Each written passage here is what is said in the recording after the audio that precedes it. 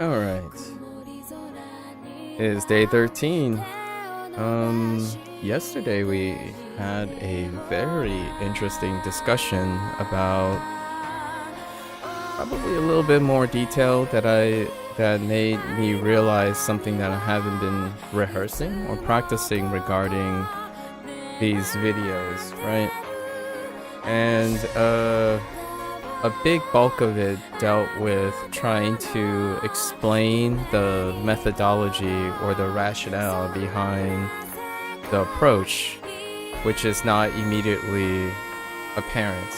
So I'm gonna start doing this starting today, where I rehearse to myself and practice, get in practice on how to describe my approach, what is the rationale, then through repetition and refinements, it'll become a bit more concise. So when I have to enter this conversation again, I will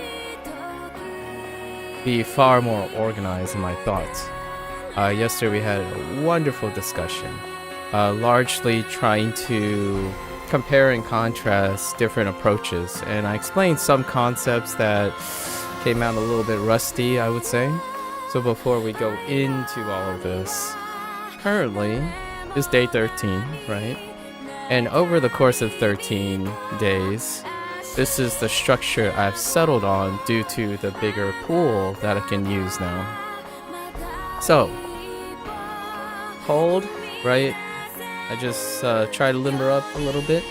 But the concept of warming up for me right now, to contextualize these sets, is that largely speaking, after resting, there's going to be a period of inactivity, right? Resting is inactivity and growth. And oftentimes when you do something for quite some time, as personally, I'm an endurance forward person, once you rest, there is often what I would call stiffness. And the stiffness is what I feel the OS community tend to refer to as rust, as in whether it's a week away, a month away, or even on a daily basis, there's de-rusting or warming up. And as an endurance trainer that wants to consistently do this very regularly, stiffness will eventually build up. And stiffness comes from the resting period. So things begin to relax up. It's kind of counterintuitive about tension. But the idea is when you're warming up, it's not necessarily about engaging and expanding your range of motion. So this was a discussion we had yesterday where stretching, the obvious proverbial conventional knowledge, stretching is wonderful in the sense that it increases blood flow. Like the theory behind it is when you stretch, it feels nice because it's engaging the body to increase blood flow to an area that has recovered and arguably probably has tightened up to a bit, right? Because of strength.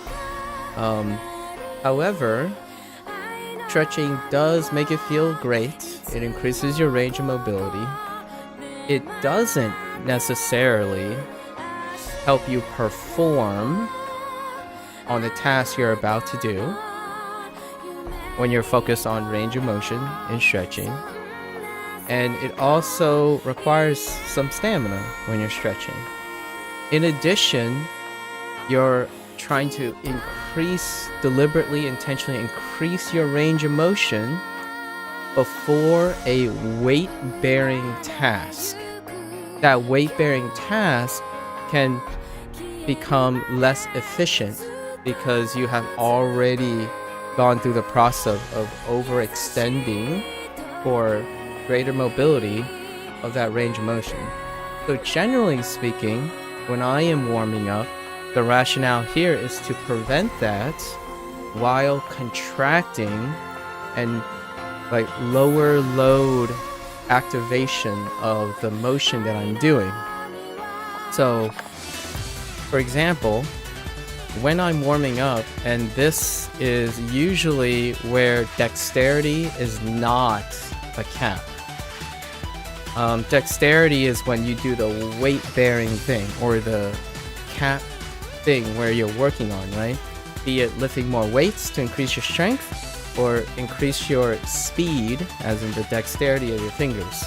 So generally when I'm warming up, I'm aiming to do just enough to provide the activation of the motion that I'm doing so that it's safe.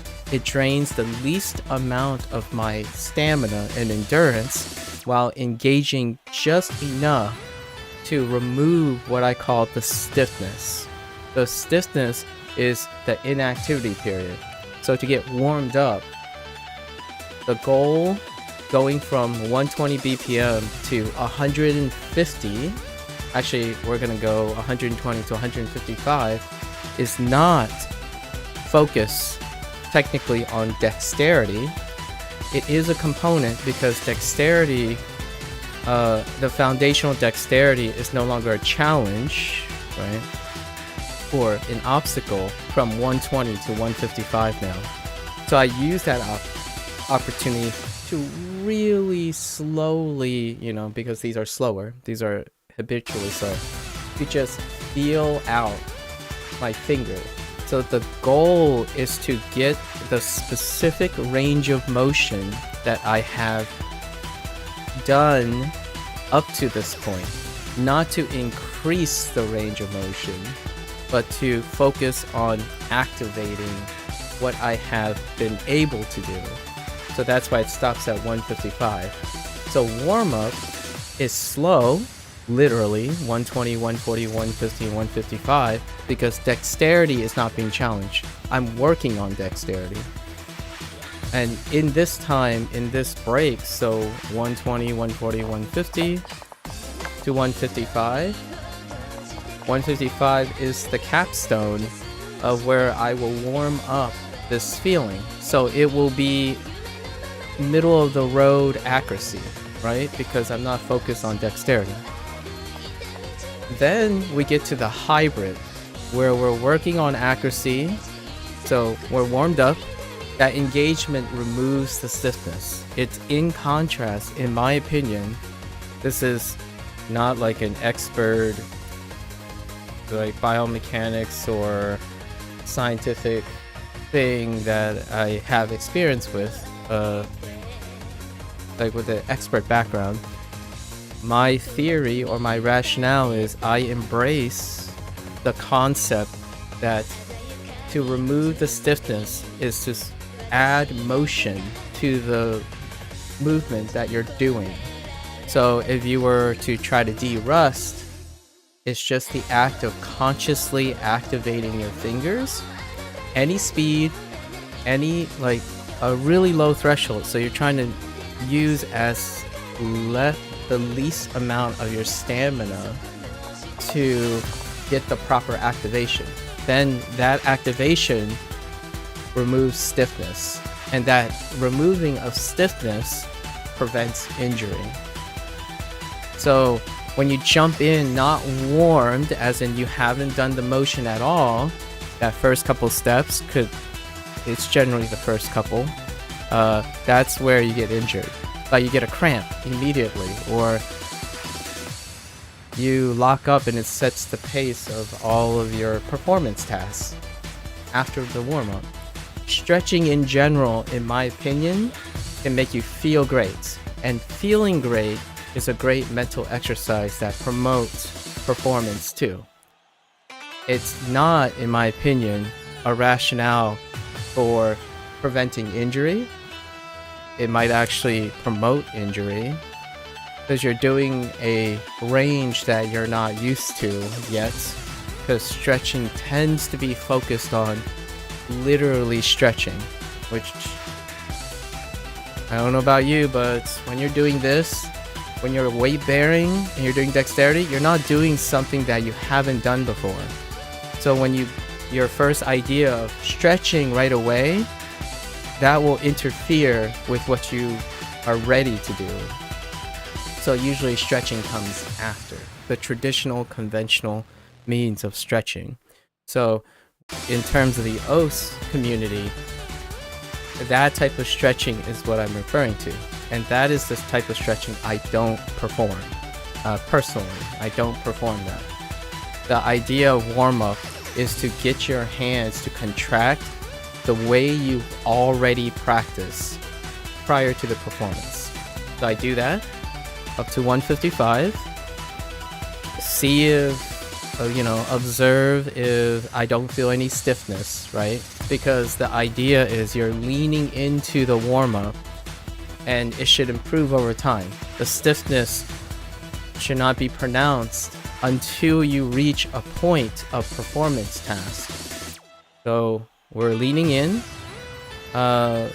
In day 120 was rough. It was super rough. I didn't even get to the end, and that was all the warm-up I can do. So the warm-up, it was hard to demonstrate because the warm-up was the first 30 seconds of this.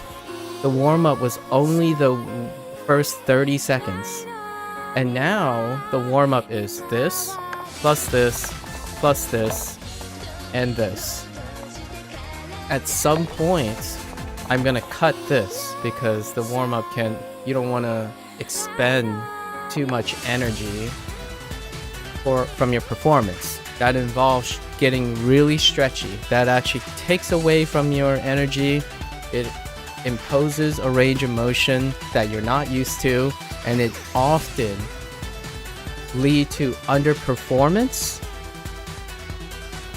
Not overall, but it saps away from your performance. Now here's what I mean. If stretching makes you feel good, that ultimately could drive it above your own performance. It doesn't mean that it's doing something mechanically, like preventing injury. Overall, if you're performing better and you're performing longer, it might seem like it's preventing injury. But I can assure you that there is a very loose data or consistent data where someone actively stretches a lot and do the same endurance training over a month, a year, 3 years for the rest of their life, it doesn't significantly prevent injury. Between someone another athlete, closely related athlete, that doesn't do that. There is no evidence, longitudinal evidence, that's strong enough to say it is significant.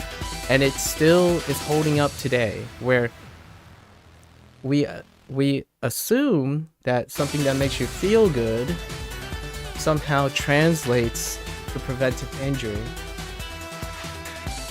Just for the record, it's not to say that there's something that says it doesn't either, right?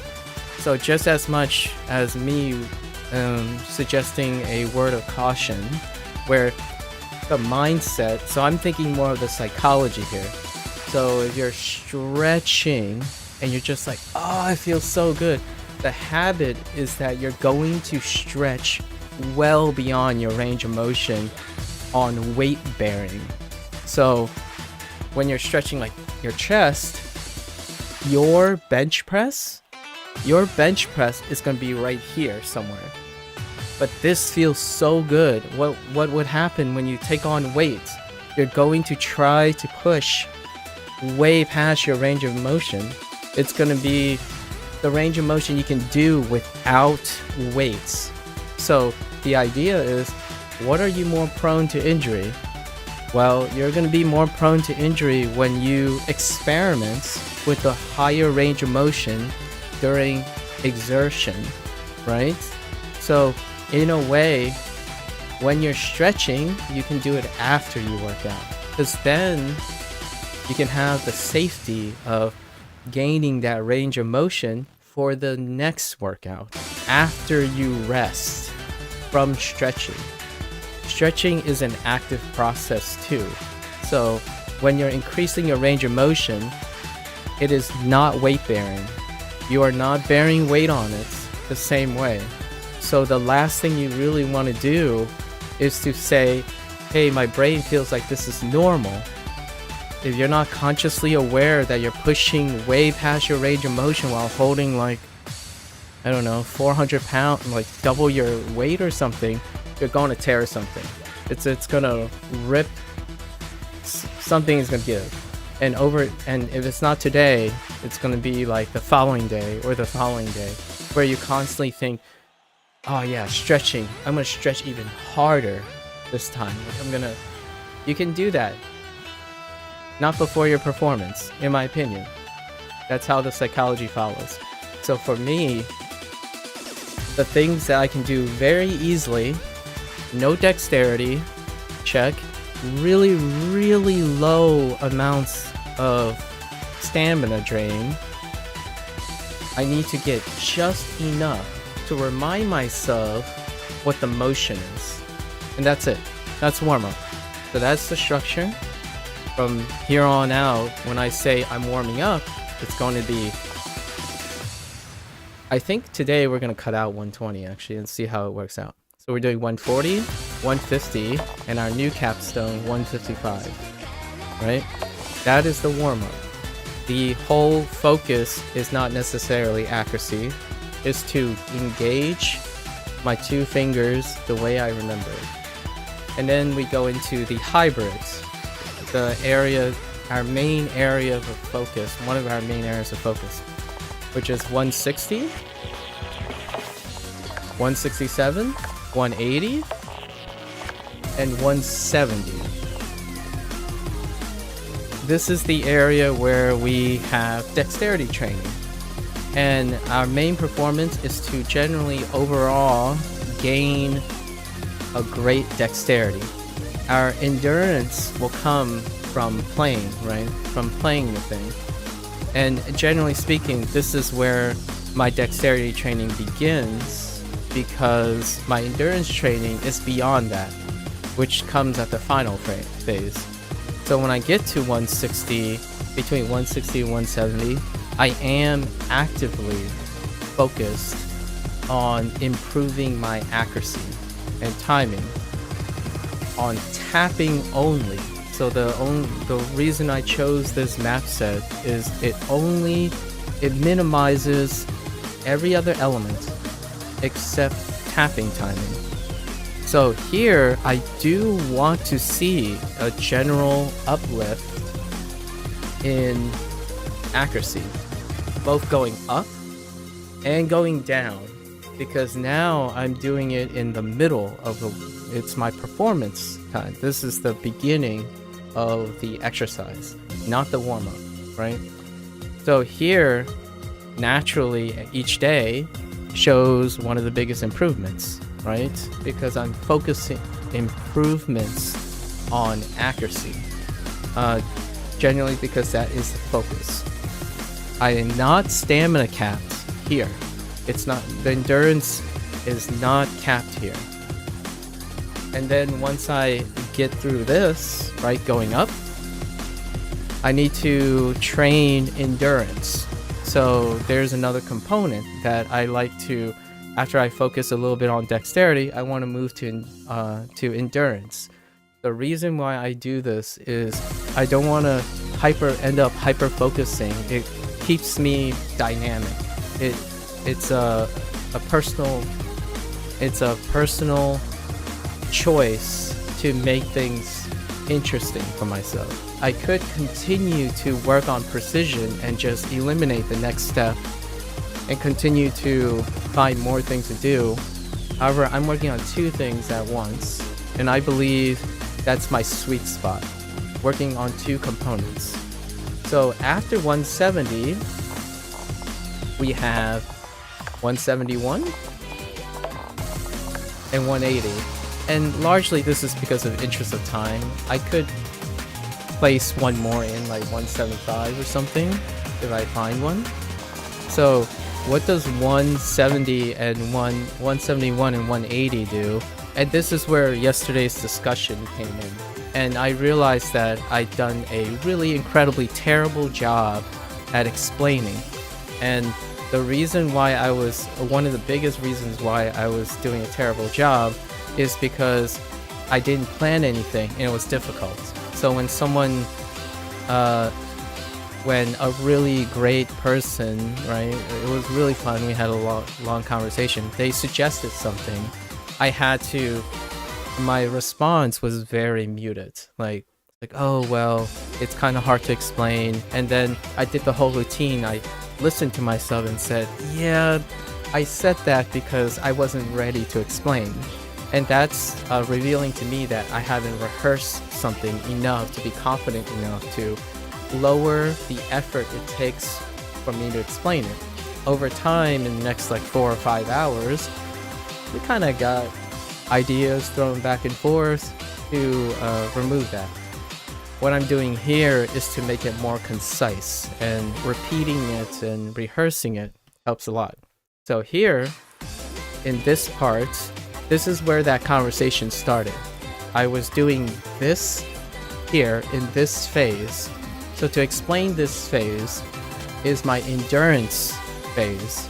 So one of the central core ideas from yesterday's discussion was that tapping stamina cannot be, for this person, tapping stamina can't be separated from dexterity.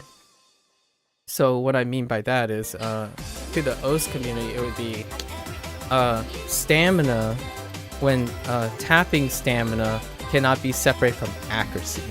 So accuracy must be high to be considered fruitful tapping stamina. So accurate stamina, those two are necessary. So if you're tapping inaccurately, it is not a component of tapping stamina, which we had a discussion, sharing what our different perspectives are, and my perspective differs. So I'm going to try to explain that here. After I've done dexterity training, which is what I would qualify and concede to that person tapping stamina. So at 167 or 160 to 170, I'm actually actively working on tapping stamina, as that person would suggest. So that's where my tapping stamina is, where I focus on accuracy and dexterity. The thing that we don't resonate with is I'm not challenging my stamina in that portion.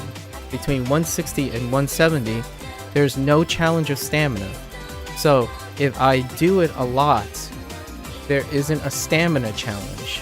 And what happens is I would have to spend an exponential amount of time to gain, to push myself in a manner that will gain more endurance, because unlike that person, my cap is dexterity. That other person spend a lot of time revealing that they are a precision player. They are very accurate because they focus on accuracy. And to me, my accuracy is the cap. So I can't train stamina if I can't dexterally do something. So their perspective is that they can't train endurance until they're accurate enough. And here lies the difference. I can still do something for a very, very long time inaccurately, without injuring, safely. However, to have that perspective is for someone who has more stamina than they have dexterity. That person's perspective restricts their endurance or mastery of dexterity. So what they will experience is they can go up to 220 with great accuracy, but they won't be tapping the whole time. As in, they can't just power through things because they have to be accurate about it, right? So for me, I can power through many things without creating a bad habit, right? Because I'm training endurance. It's not a component of dexterity. The things that I'm actually training to be accurate are during the times I'm training dexterity.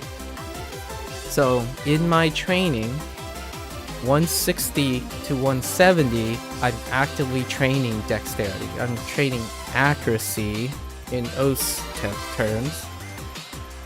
And then, since I only push myself to 20-30% max during this period, and I don't want to spend like 3 hours wearing myself down doing accuracy training because it doesn't tire me out, right? I add what I call the burnouts, or like the extreme phase before I step down again. So the peak, my peak, as in my strongest skill set, is endurance. I know where my pain tolerance is, and I know how hard my body can respond to things, especially my hands, my legs. So my skill set's peak is endurance, and this game does not favor endurance. It doesn't say like, hey, your rank is based on how many times you can tap in like, I don't know, 600 or like 60 minutes or something. There's nothing like that. It's not something that measures and corresponds well to OS. However, it's a component that I have strengthened, so I have to go one above. So when I do 171, 180, which is when this person came in, they saw me what they call mashing through the song. However, I might add another tool to show something, but there's a difference between mashing and actively just trying to move as quickly as possible. I no longer have the dexterity to keep up with the resolution that's required on 171 and 180, but I will need to do something to exhaust myself. So naturally, it may appear like it's irregular and I have no finger control and stuff, but that's not the point. The point is to exhaust my fingers so that I can maintain my level of endurance. And that is the goal of this. So it still improves over time. You can see that it's starting to scale up, right? What do I gain from this? Well, when you have a lot of endurance, you learn to relax. When you relax, lower dexterities get more resolute. So what I mean by that is, after I burn out from this, I step down and everything else becomes more relaxed. So I can be fast without straining. If your endurance go well beyond some place that you're not dexterous enough, as you step down, everything else becomes, the mindset becomes a lot easier. This is only specifically from the perspective of an endurance person. This is how I train. So when I'm learning a language, right? What's a good dexterity or intelligence check, right? I learn vocabulary. Then, since I have so much more mental fortitude, like more endurance, I'm going out of my way and I'm just gonna use the language that I don't really understand and just force or mash myself to make mistakes and start talking about it, using the vocabulary, regardless if I'm doing it correct or not, because it's not an intelligence check, it's an endurance check. I am actively doing something because regardless of how accurate I am, how correct I am, I'm doing the thing. It's taking advantage of what I do best, which is to do things. So how do I become better at speech? How do I sound like a Japanese person or sound like a Chinese person over time? By doing it. The act of doing it is taking advantage of your endurance. And your endurance is both physical and mental. So when I'm learning something, I first warm up. So warming up in intelligence terms, right? Just to give you an example. Warming up in intelligence term is reviewing what you already know that kind of sounds like stretching, right?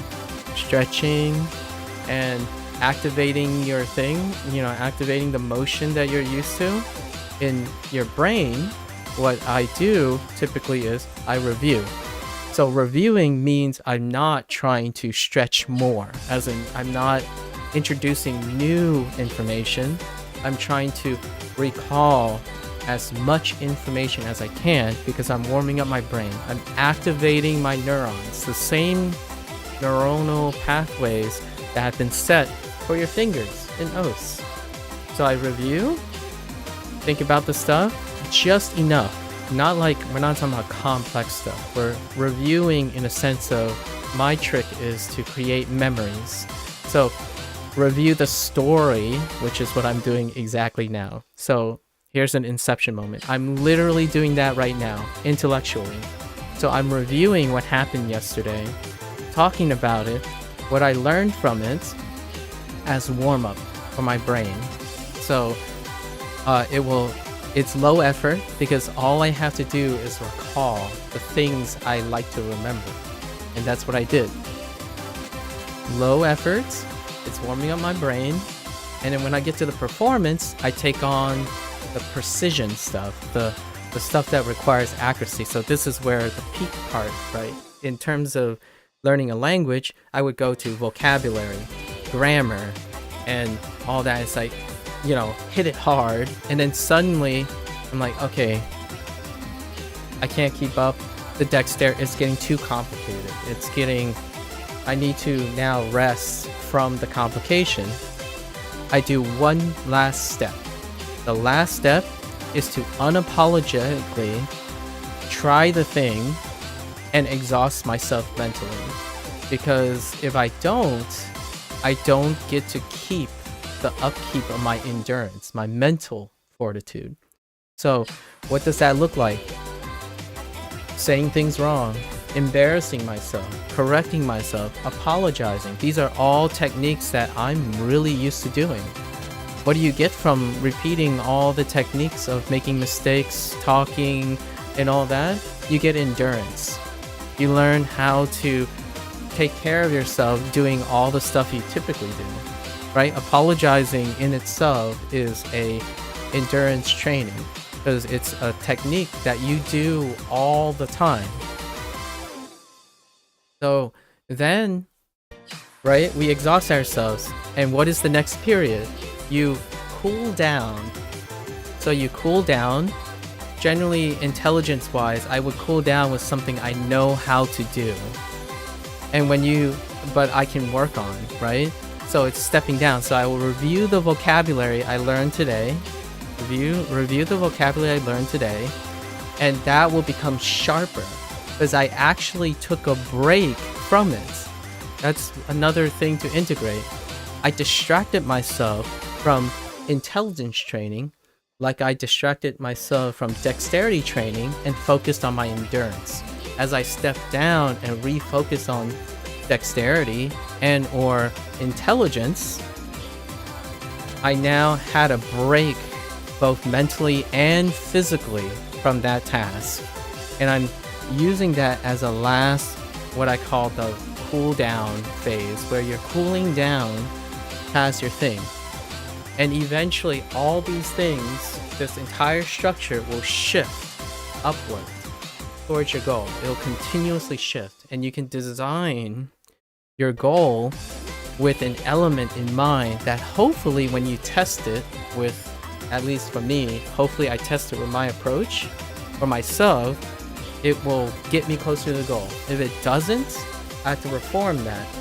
But the structure itself is consistent. And that's kind of the idea. So it's gonna be tough because I added 3 components and something is falling by the wayside because triples, I had to start developing the foundations for the triples, right? And that's stacking twice as much. And this is a slower process because time is it's 2 different disciplines. And that's kind of how you build up, in my opinion. That's what I do. So just as a way to comprehensively I'm making this and then I'm gonna like make a video out of it, right? So that I can rehearse and see how much it changed over time. What would be an analogy of exercising dexterity for language? I'm not really sure what that means. Instead of forcing yourself to do, just keep learning new words, or like in a fighting game you keep learning new inputs or refining your ways, you know, and stuff. Dexterity training is often about execution. So the intelligence component is kind of for language. The intelligence component is what you're actively part of the dexterity. However, dexterity component can also be how well you react to things. So like your fluidity. You could say, how do you practice vocabulary that isn't intelligence? Speaking the vocabulary over and over again.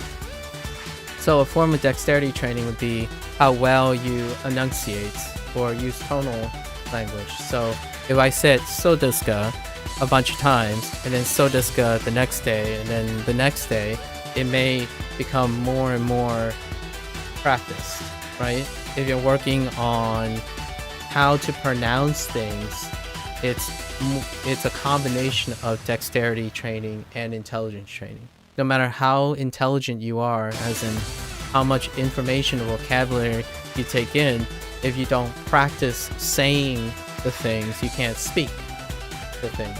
It's a dexterity component. So that would be a way. Generally speaking, when you listen to something, that's also a dexterity training, because perception is part of listening as well. So a lot of your senses when doing language, to me, comes from actually endurance. So what I mean by that is the whole dexterity phase of learning language, for me personally, comes at the expense of my endurance. And endurance and dexterity is always generally coupled. Endurance is like the end game for me. So the reference, most of my training centers around taking advantage of endurance. That's not true for lots of people, so you have to take into account what is your strength. So I'm playing to my strength. My dexterity training when it comes to learning language is the final phase, where I'm actively using the language. And when you have to actively use the language, you have to speak it. I still do that during the training phase. So when I'm learning vocabulary, I'm saying them out loud all the time. So in the language, I don't just read vocabulary. I see, hear, and speak. When you see, it's a different component of dexterity, because how fast can you recognize the word, right? And dexterity training for the brain, I like to call it the intelligence component, but how fast you recognize the word. And also, when you're listening, so if you hear the word play back, right?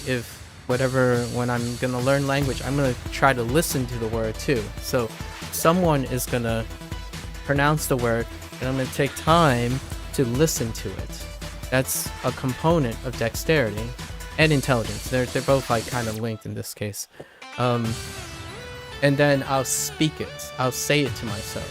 So when I'm playing like Japanese video games and stuff, I'm actually mimicking the words. So there are words that have dexterity for, but not enough intelligence for, right? So intelligence to me is my strong suit as well. Like, I'm not a very dexterous person. However, I know a lot about a lot of things, and it's a compensation. So what I'm saying is, understanding things don't necessarily translate to dexterity either. Dexterity is about necessarily executing. So in language, I lack dexterity in Japanese and Spanish even. So I'm very intelligent in Spanish. So if you give me enough time, I can read the Spanish passage, like whatever you write down. I can't speak, contextualize, and hear things very well, like, because if you're thinking about D&D, right, what is dexterity? It's perception. So when you do a perception check, it's kind of dexterity bound. So things like, oh yeah, you heard the rustling of the leaves, and that's why you're going to do a dexterity check to see if you're going to get ambushed. So that's kind of the language analog to dexterity. And the most of the time I do dexterity is throughout, really. When I read a vocabulary, I want to hear it, I want to see the word, and I also want to speak it. So in the future, you'll probably hear me say, like, so I'm gonna see, say the Japanese, I'm gonna see the katakana or hiragana, I don't know which one it is, but the character, I'll see the romanji, right? Oh no, romaji?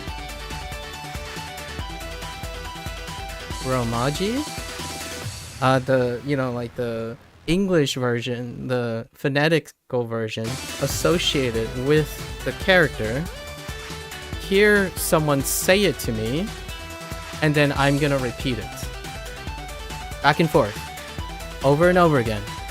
Constantly. During the Dex Intelligence, the workout, the main workout that I'm building for precision and accuracy, like in OS, I'm gonna be really wired because I'm warmed up and I'm gonna do that. The moment I see a dip, like I'm sacrificing that, right? I feel tired in speaking or tired of, I'm losing my focus. I enter my endurance segment, because generally speaking for myself, I'm still not tired. Like I'm not tired of repetition or doing something, like my stamina is not gone. My focus has disappeared. And that is a component of endurance. However, you can still train a lot of parts of endurance that isn't precision based. For example, you can talk very intelligently for a really long time, and then eventually you're like, yeah, I just want to vibe and chill. Your endurance is kicking in. You still want to do something, but you want to not do the complexity part. And that's endurance training. And to me, when someone says, oh yeah, you're just smashing through and you're struggling, or you're finger locking at 171 and 180, if I had to relate to those people, the whole point is, it doesn't matter if it's finger locks or smashing or anything. What I'm trying to do is, what I have been describing not very well, is I just want to keep my fingers moving. Because my fingers can still move. It just doesn't move very controlled. Because my dex is gone. It's beyond my dexterity training. I can't keep 171 or 180. However, eventually it's going to happen regardless. So I'm squeezing my endurance to get just a little bit more of everything else. Endurance is the basis of everything you do, in my opinion. It is the foundation. And not many people have that, in my opinion, because they choose to favor others. So where this person gains an appearance of always being accurate, right? I don't. I go through periods of accuracy, maybe, periods of fatigue, periods of, it's using my endurance to my advantage. So what does that mean when one of the central themes of what I'm saying yesterday is, sure, okay, so you have a lot of endurance. How can you use that to your advantage? Like what are the things that you're foregoing if you're always saying, oh yeah, if you want to do something, you got to do it right. You know, what do I say to that other person that I'm gaining that they don't? I am adaptable. I'm less stringent. I have way more skill sets.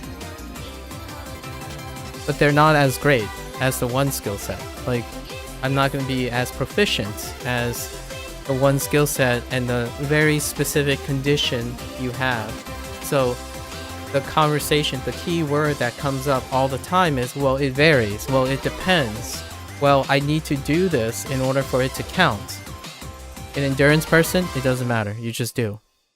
All the time. It's just, you do it until you're tired. If you're going to play 4 games, 14 games, 100 games, you have to get to a point where you're tired. And it is very, very hard for me. It's one of the things that ruins my sleep, right? I can't wind down a lot of times. So my goal in my life to keep myself consistent is to get to a point of exhaustion. So I keep taking on new workloads. I'm not getting really good at any particular thing, for sure. However, my perspective, which is what I was sharing yesterday, is that I'm worldly. I have to be worldly to take on too much. For a person like that, underperforming in accuracy is enough to drain them of all their energy, of all their endurance. So in the end, I will outlast them. I won't get like more accurate or better than them by the things that they value. There's no possible way. Not even if I try to focus on that, I can't become them. It's really difficult, because as an endurance person, the things you work on will become less and less engaging over time. If your endurance is really high, things become boring very quickly. And boring requires dynamics. And when you're becoming dynamic, it's inconsistent. The whole drawback of someone who has a high endurance is that I need to realize it's very human to get bored when it takes so long for you to get tired of doing something. For example, what stops me from doing a lot of things? My physical limitations. I would sacrifice sleep if I didn't have to sleep. So those are my toughest challenges. My toughest challenge is getting tired regularly, resting well. So now it comes full circle. When someone talks to me about rest, stretch, and all that stuff, it's really near and dear to my heart, because I have to learn these things all the time. Otherwise, I'll injure myself. I will push myself too hard, and I'm straying away from challenges. For example, yesterday is one of the biggest discussions about, do you love challenges? There was a time in my life that I absolutely love challenges. The reason why I love challenges, the biggest reason, is that those challenges get me exhausted. Like, when I was growing up, I avoided challenges, which is what most young people do. They avoid challenges. And I was trying to speak to this person as an older person to a younger person, that if you're constantly looking for ways to make things more approachable, then you're not a person who loves challenges. Generally speaking, a symptom of someone who loves challenges is, yes, they are always at risk. They take risks. They're prone to injury. They can improve, like the trade-off is they can improve by leaps and bounds. They can also fail, like really, really terribly. Those are individuals who truly love challenges. And I was one of them before. And it was not sustainable. Like, I kept taking on more things. Like, my challenge was I needed to challenge my endurance, right? So how much I could handle. And I was reckless. I just took on so many things, and I failed gloriously. And it was not sustainable. So this person, though, wanted to be consistent. They wanted to be consistently improving. They keep finding new ways, but related ways. So they're not stretching out too far. They're just putting comfort zone. And consistently improving. That is someone, when you tell me that you love challenges, that is someone that doesn't love challenges. The whole strength of your approach is to stray away from challenges.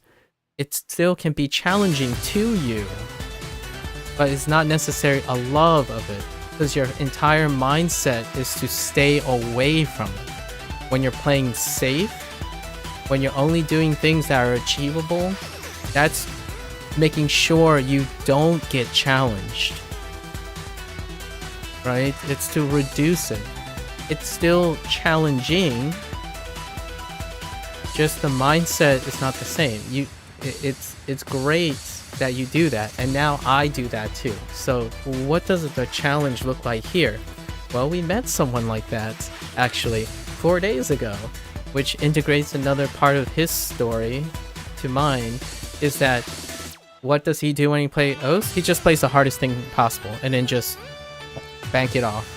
Like, just pick whatever hardest thing you do and go at it and slam into it. That's a person who likes challenges. What's wrong? What is the trade-off for a person who likes challenges? They're gonna get hit really, really hard by potential failure along with great improvements. And that person must be become aware of their personality, right? What are the drawbacks and stuff? So they must come up with methods to offset that. So what happens when you get a big failure as a challenge lover? Find ways to bring you back up really, really fast. A lot of times it'd be like having a cheat day.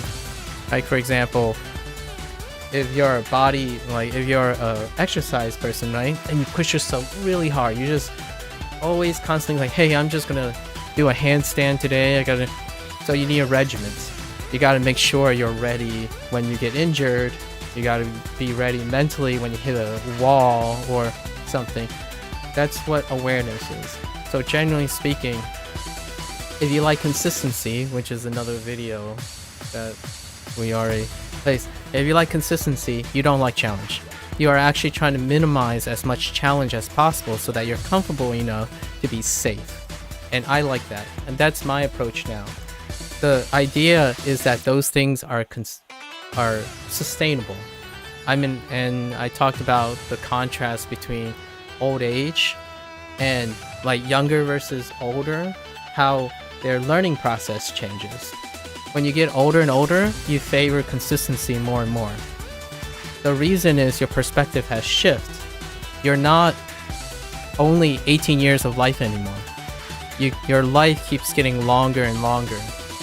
And when you get longer and longer, your perspective shifts to endurance. It shifts to doing things longer and longer periods of time, because your perspective on how long you've done something keeps getting longer.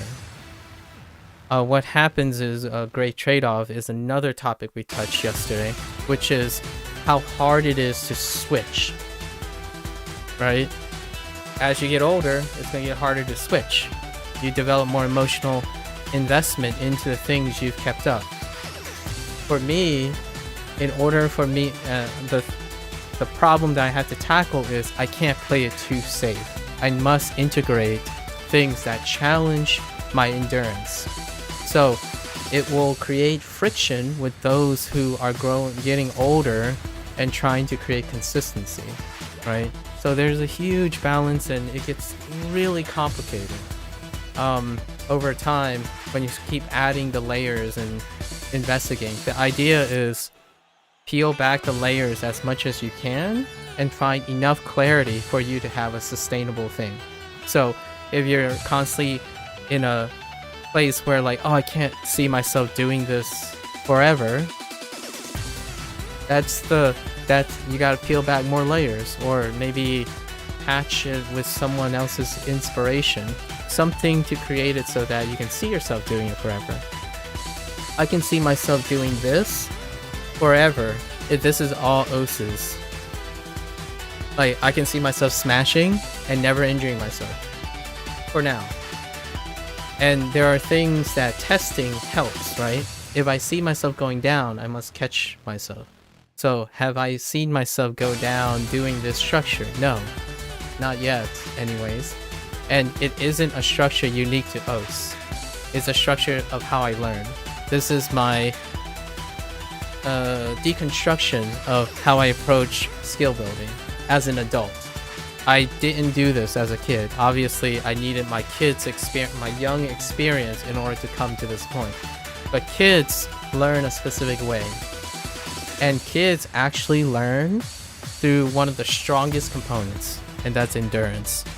They don't learn through intelligence, dexterity. It's coupled to endurance.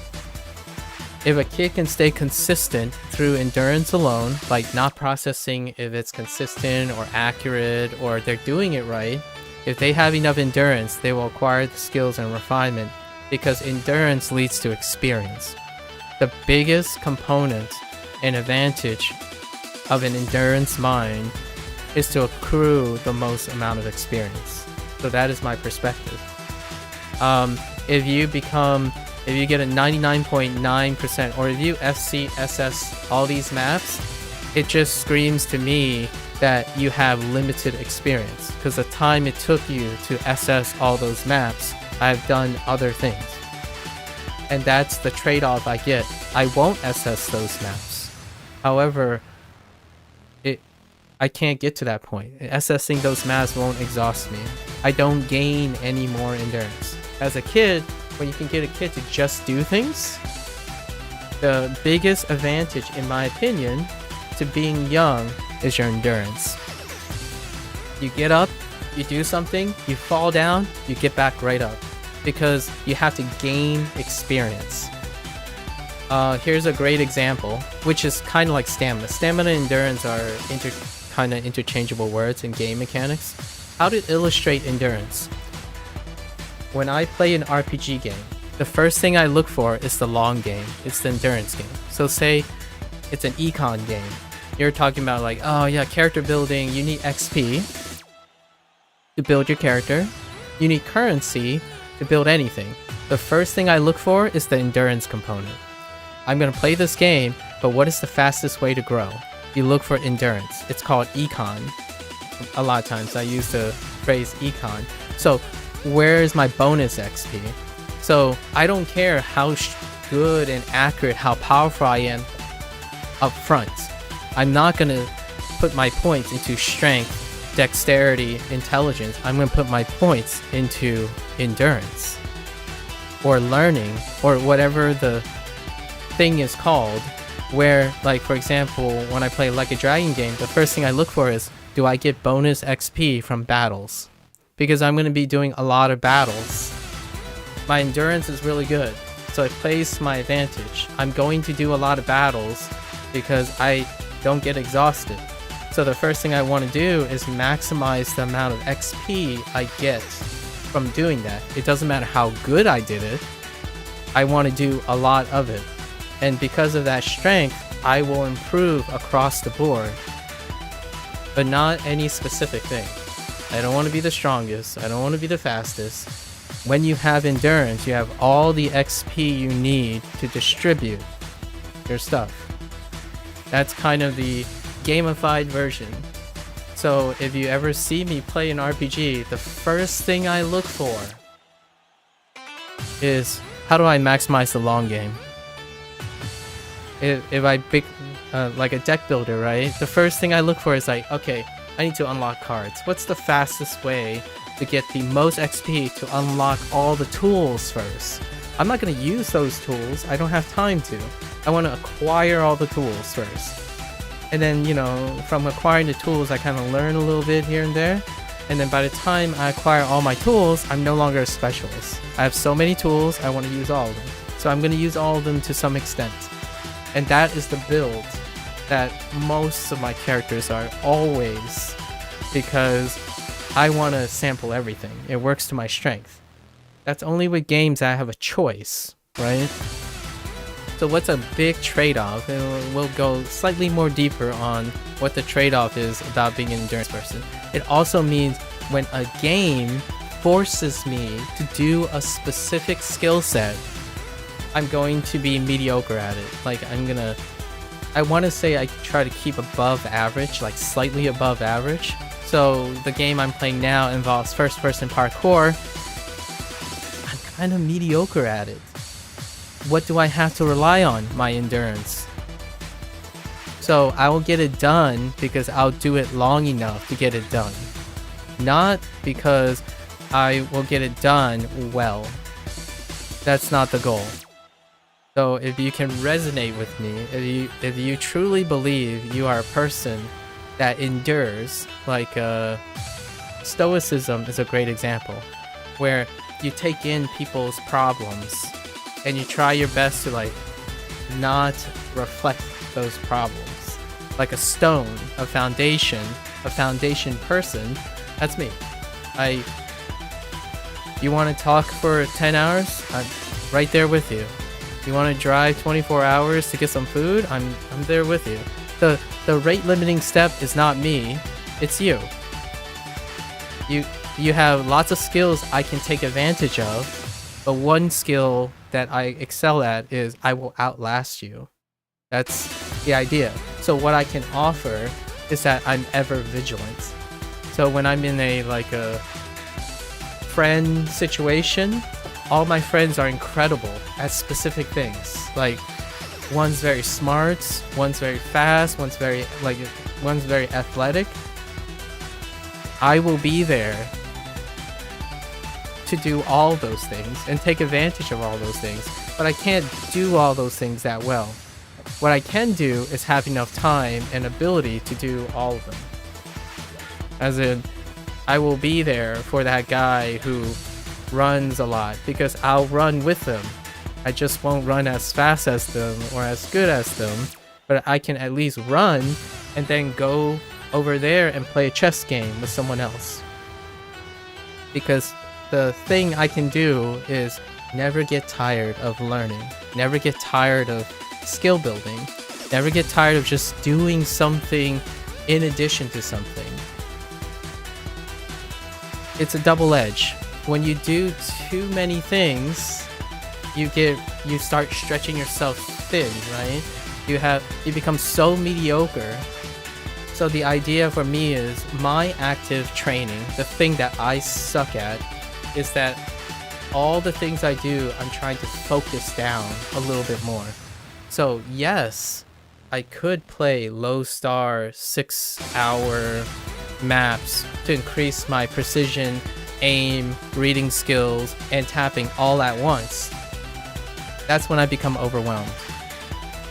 So I'm deliberately simplifying the way I learn, because then I won't get distracted way too often. That's something I feel the vast majority of OS players don't have a problem with. They are very great at focusing on specific tasks. They're very great at consistency because the game reinforces that. They're younger people, so they're developing a very specific skill, and that very specific skill requires a lot of focus. If you make it long enough, you're going to specialize into the skill the system provides. And that's awesome. The trade-off is they're not easily distracted. You see where I'm going with this? They're not easily distracted. So when they have a problem, they can't solve that problem.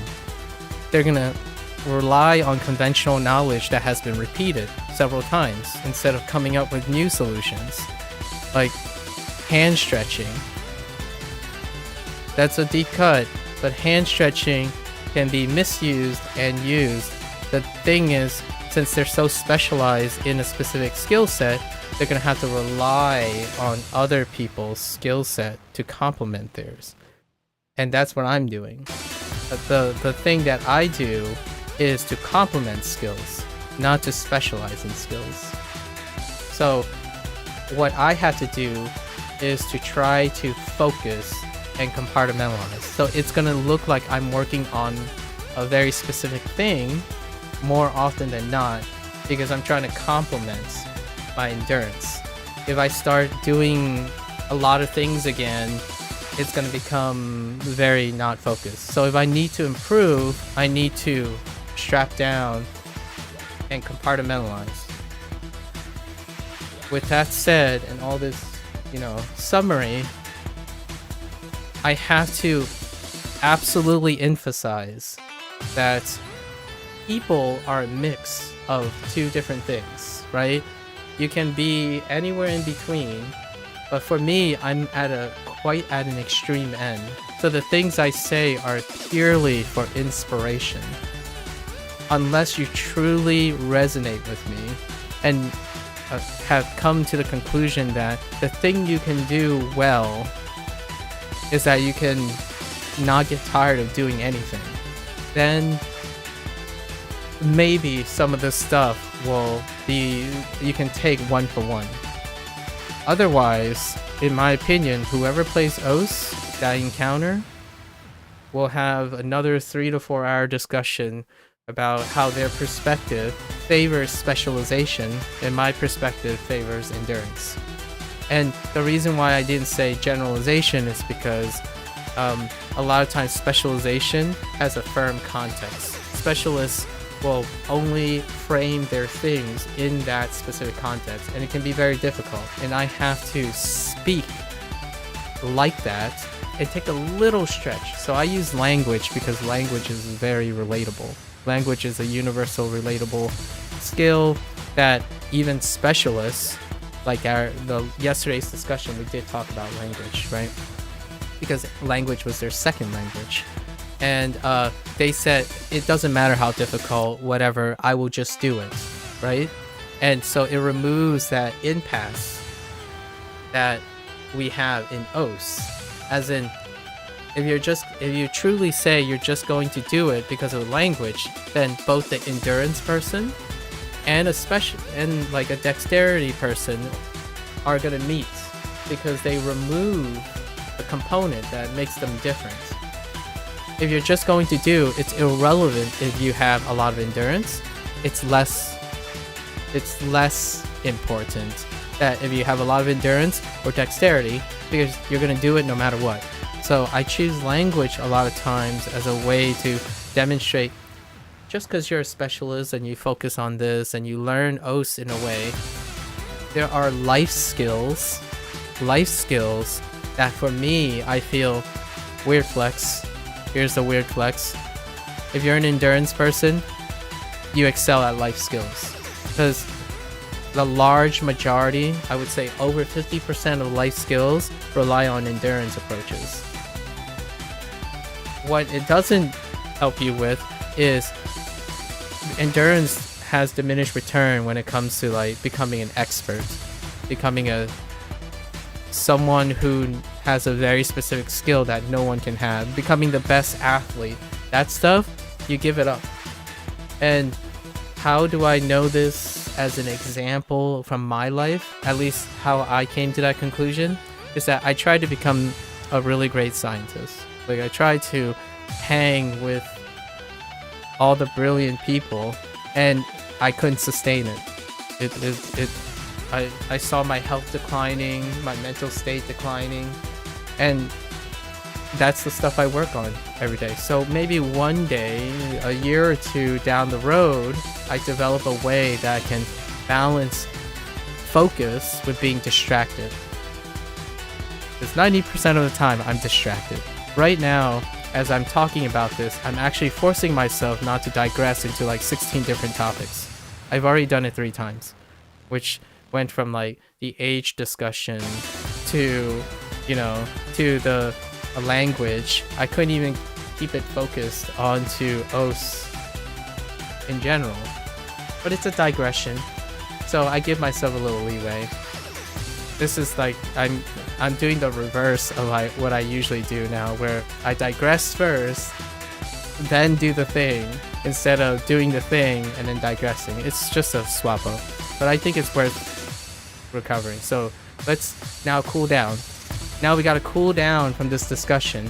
And when I'm talking to someone else, I do this all the time. What I do is I bring the entire discussion full circle back to the topics. So it's just gonna come full circle. And that's reviewing. So for myself, I review because I'm not actually exchanging ideas with another person, right? So what is a review? Let's go over the thing that I'm going to rehearse. I'm warming up from 120, 140, or actually today I'm warming up 140, 150, 155. I'm doing accuracy, quote unquote, OSU accuracy training from 160, 167, 168 to 170. And then I'm doing stamina training 171 to 180. And then I'm doing baseline warming up for this. If this goes well, I will try to do accuracy or dexterity training here. And that's it. And then after this, I'm not going to repeat this one because it's really it has a lack of foundation right now. So then I will go back to endurance workout. So 180 to 171. It's going to be tough, right? Then I'm going to focus on dexterity again, stepping down, or accuracy. And then I'm going to cool down completely, doing 155 and stopping at 150. So that's the current routine. And in another 6 or 7 days, this is going to shift upward. And I need to find more maps because this is going to shift up to like 190 or 200. And 190-ish is, actually 180 is my goal. However, I kind of want another thing just in case, right? Because I don't know. So I'm going to grab a 190 and a 200, or 195 and a 200 for the endurance training. And endurance training doesn't lead into the goal of playing maps, like the feature artists that I'm going to do later. It's just there so I can tire myself out. Because I love endurance training. Like the one thing I can do that's the most consistent skill set is I will get it done whenever I can. So if it takes you 2 minutes to learn something, I don't care if it takes me 3 years. If I decide I'm going to do it, I have that attention span to do it. That's kind of the idea.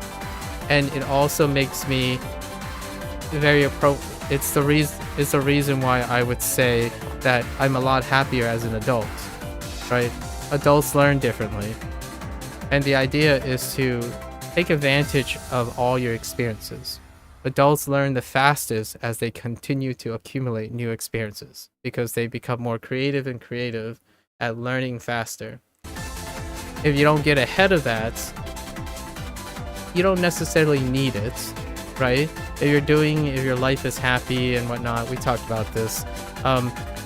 If you really want to know where you are in the process of learning, you have to ask yourself, are you saying phrases? This is where the phrase came, the discussion about age and the learning process between young and old people happened yesterday, was the perspective. If you're telling yourself, I can't pick up an instrument because it's easier and faster and better if I did it younger, then you're a person who probably, hopefully, you're very happy. You didn't need or pressure to learn strategies that make you learn and take advantage of your adult mind. You focused and stayed with how you learned the same way since you were younger. Because the 2 to 3 hours of the vast majority of yesterday's discussion was the idea that I learned very fast. I learned way faster than when I was younger. I can't even begin to explain how fast I can make something uniquely me. And that's the idea. All these are connected. I'm an endurance person. I do through experience. The more experience I collect, the more dynamic I can adjust to learning. When you get older and older, there's going to be more and more things you have to juggle.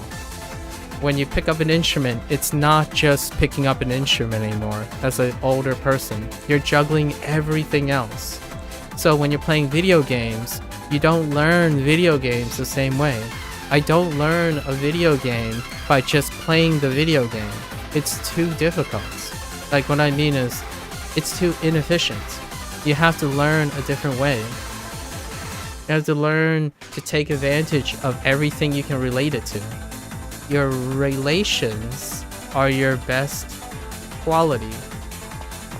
So for example, when I'm learning how to code, I rely on Python, Perl, drawing the comparisons and contrasts of Python, Perl, R, MATLAB.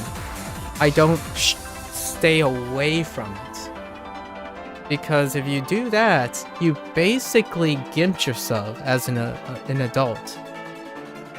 Compartmentalizing your experience and not finding connections and translatable things, you're gonna fall behind. Because the longer you live, the more experiences you're gonna have. And the more experiences you're gonna have, the harder and harder it's gonna be to compartmentalize. And eventually you're gonna burst. The dam's gonna burst and everything's gonna be a mess.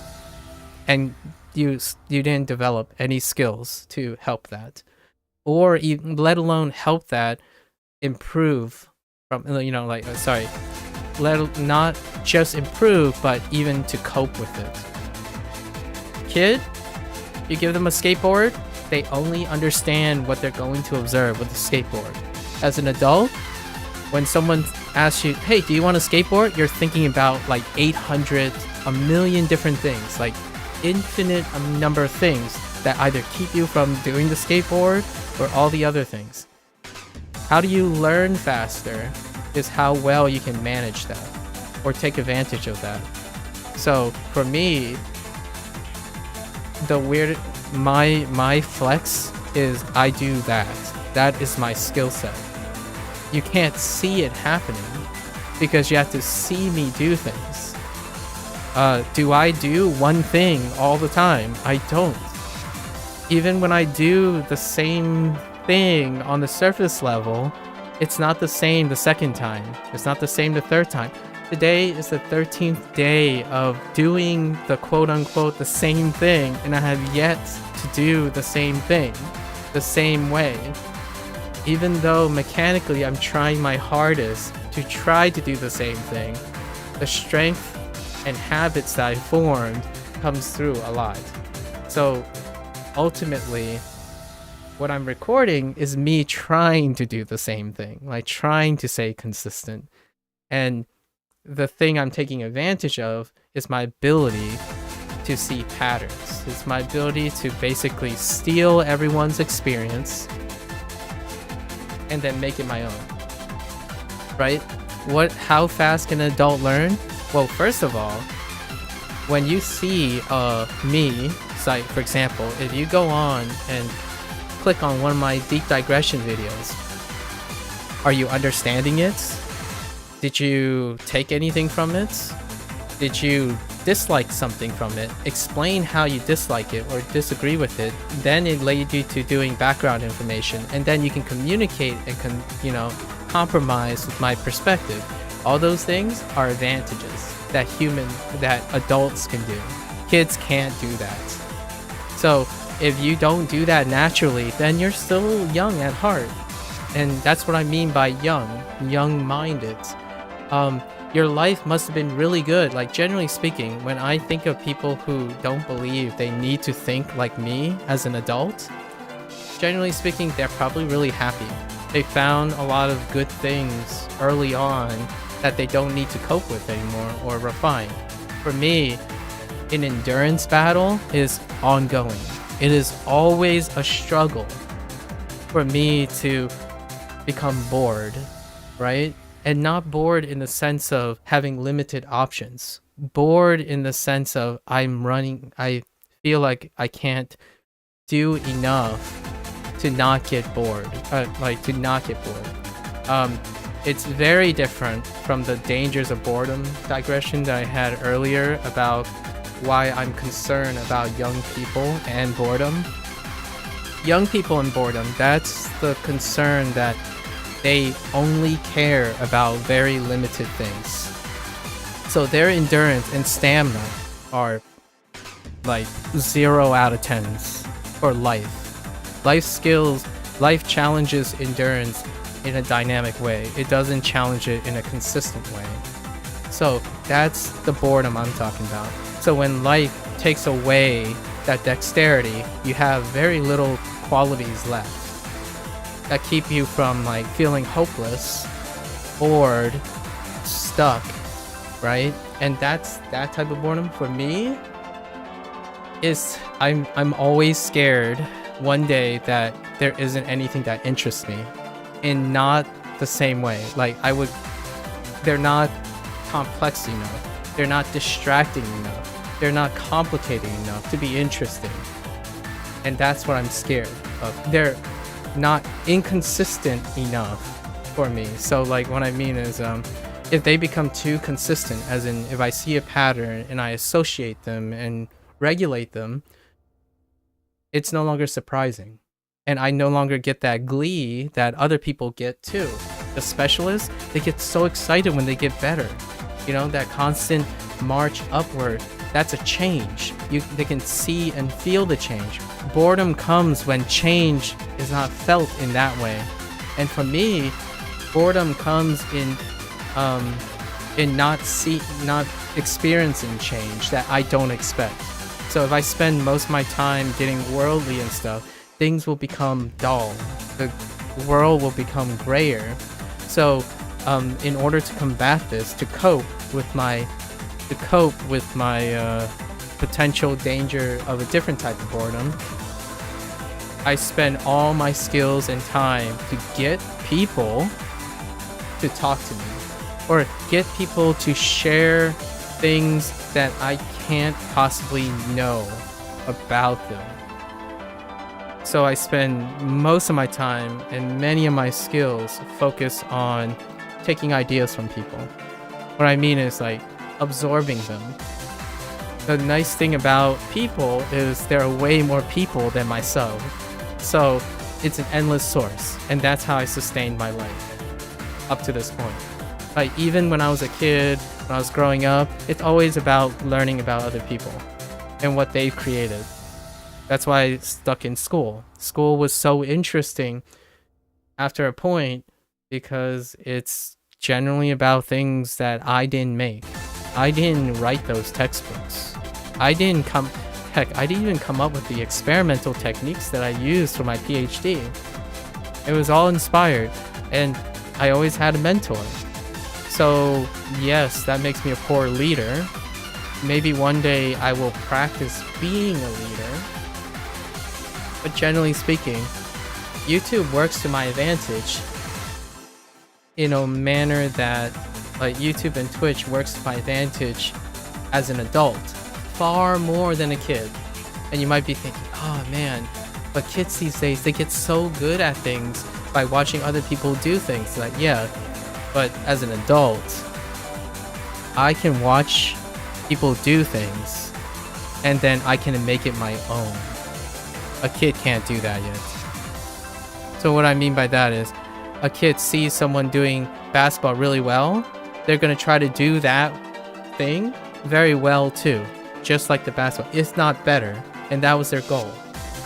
I see someone doing a basketball thing, I'd be like, alright, well, it's basketball. What can I do to make it my own? And that's the learning curve advantage of an adult. When a kid needs to play OS, right? Now we're taking a full circle. Let's review one last time. Full circle.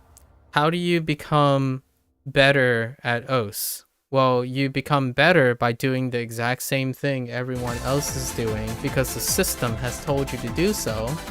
And if you get better at them doing the same thing, you are competing with them.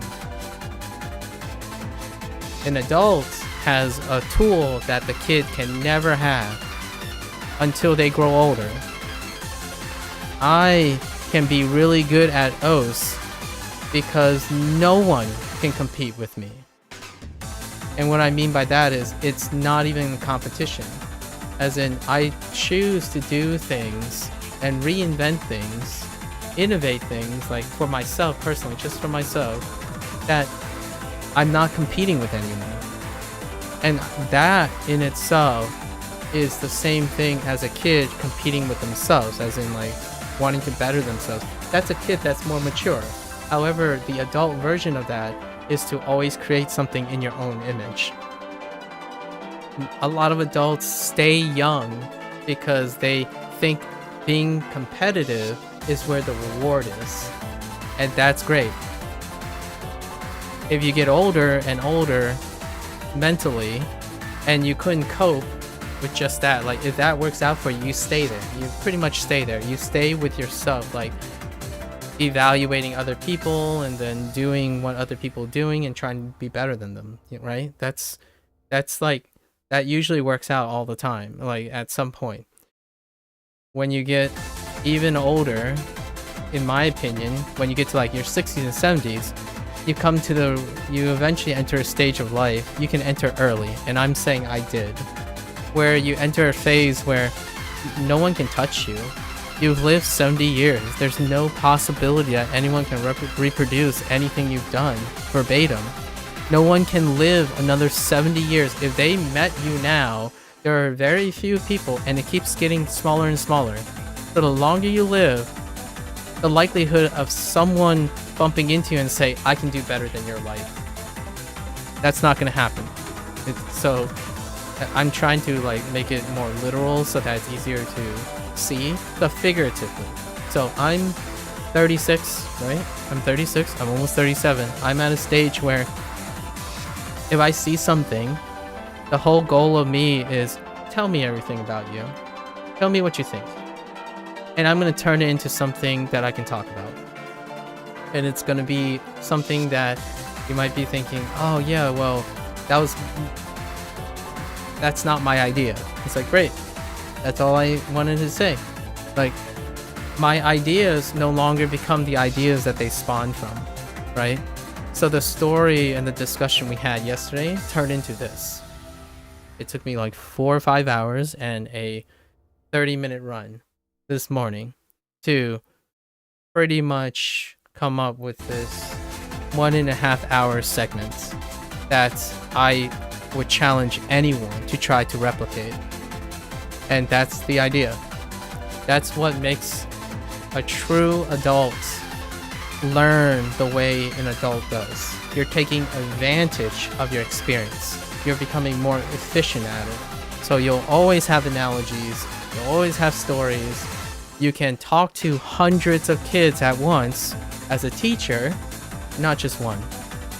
When you're younger, you're building. You're starting to get to know yourself. So the first person you know or try to get to know is yourself. Then you get to know 1 or 2 other people, then 3 or 4. And when you get happy, you just stop there until a challenge. For me, wrapping it all back to my greatest quality is also my bane, in my opinion, is my endurance. My endurance make it so that I have to constantly seek new sources of stimuli. And I've concluded for my life that the richest source of skill building is trying to figure out what the other person is thinking. Because I can't control it. And if things I can't control, it keeps providing that excitement. It keeps providing the thing that I'm scared of becoming bored at. I have tried to be a specialist like other people, and I got bored with myself. Like I just got tired. I'm just sick and tired of working on myself. Like, it's not interesting anymore. Like, I spend, 7 years on a PhD. The most gratifying parts of the PhD is when I'm hearing other people's ideas. Like, it's not about me presenting my work, which was a tough thing. Like, I could easily say my weakest point, and actually the point that I almost failed my PhD, is trying to figure out how to further my own research, like trying to present and sell my research and stuff. That was a weak point because it's boring to me. I get tired of things that I can create alone. So there's one unlimited resource through my lifetime, and that's the resource of others. So if someone says one word to me, it can become a 5-hour segment with 4 videos, 5 videos about something, maybe talking about that guy's feelings or someone's feelings, but they disagree, that's great. Or they agree, that's great too, right? So anything works. The idea is I'm always hyper attentive to finding inspiration of the person I'm talking about or talking to. And that was yesterday. And yeah, actually kind of the last 5 days. And now we're gonna go into the routine. I actually told someone that I was gonna be done in 2 hours, but it's gonna be looking like in 3 hours, coppers. So, alright, so we're gonna get into the routine now. This is our digression video.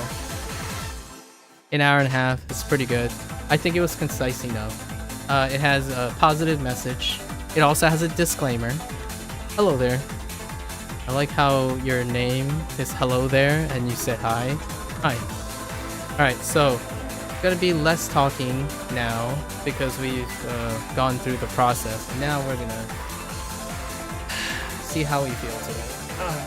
Alright. And this is all we're doing today because Wednesday is hump day, so we're gonna take a little break and vibe with some peeps. Alright. So we said we're just gonna start at 140. So let's do our warm-up. Hey, hello there. And I thought I turned that off, but okay. Oh wait, I thought I adjusted that. You just showed me that I need to fix something. Thanks for the sub, dude. Hello. You're gonna see me go through my routine now. So we're gonna try this. Okay. Alright. So this is warm-up.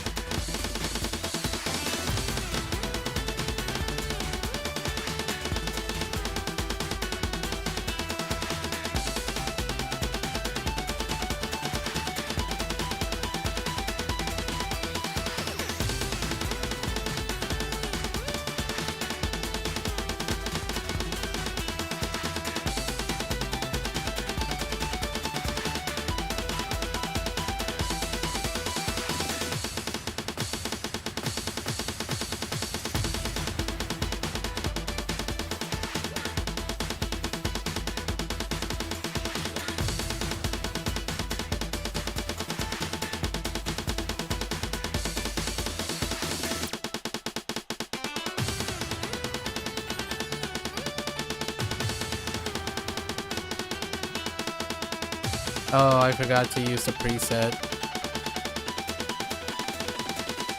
Again.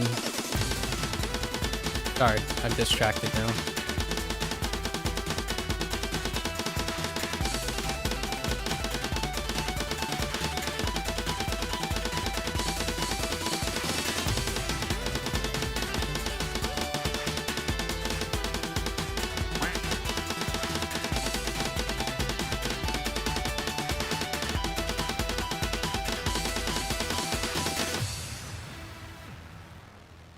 Yes, I really appreciate it.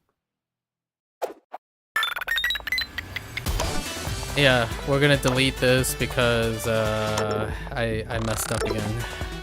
But it's okay. We've already done it. Personal requests again, you know, to Peppy and Co.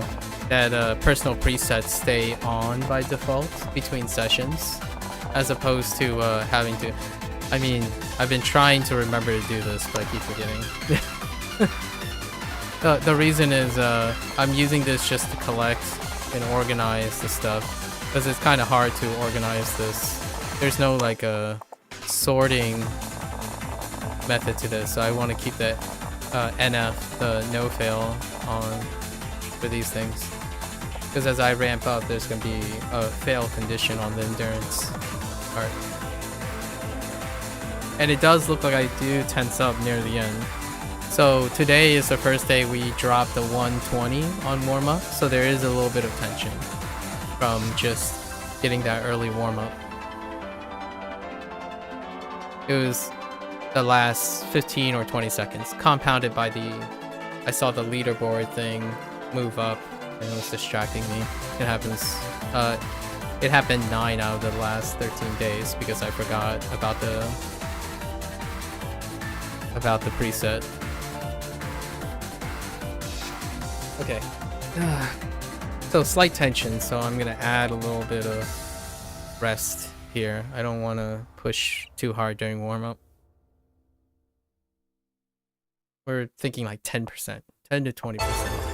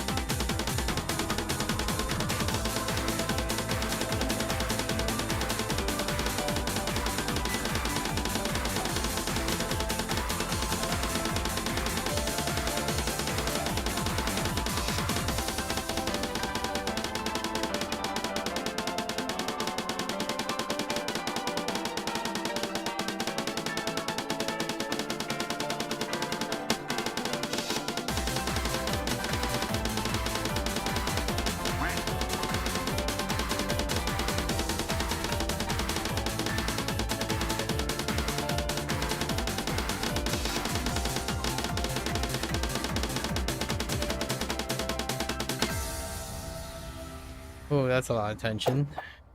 That might be a little too much. I don't think it's time to cut the 120 yet.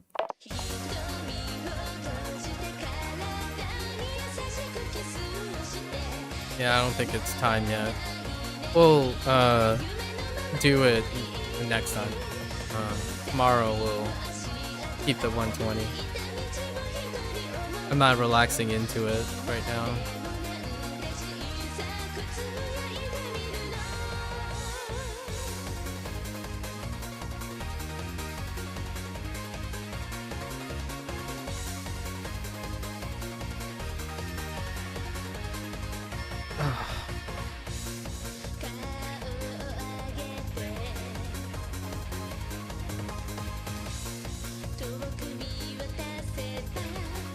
This one can be a bit rough. We'll probably drop, like not tap for after 2 minutes or something, like during the second pause, and then maybe try to resume and see how it feels for the warm-up.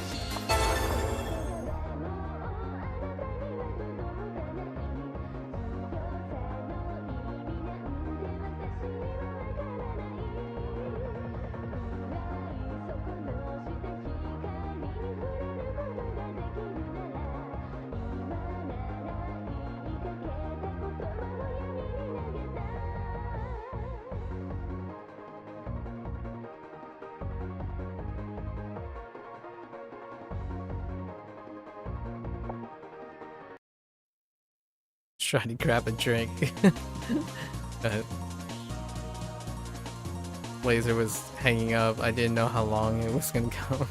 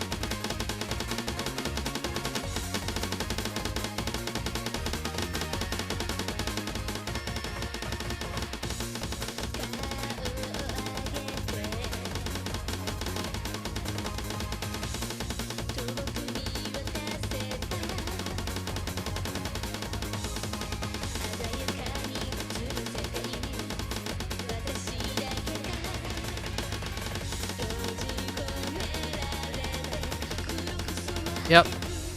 It's about where we thought.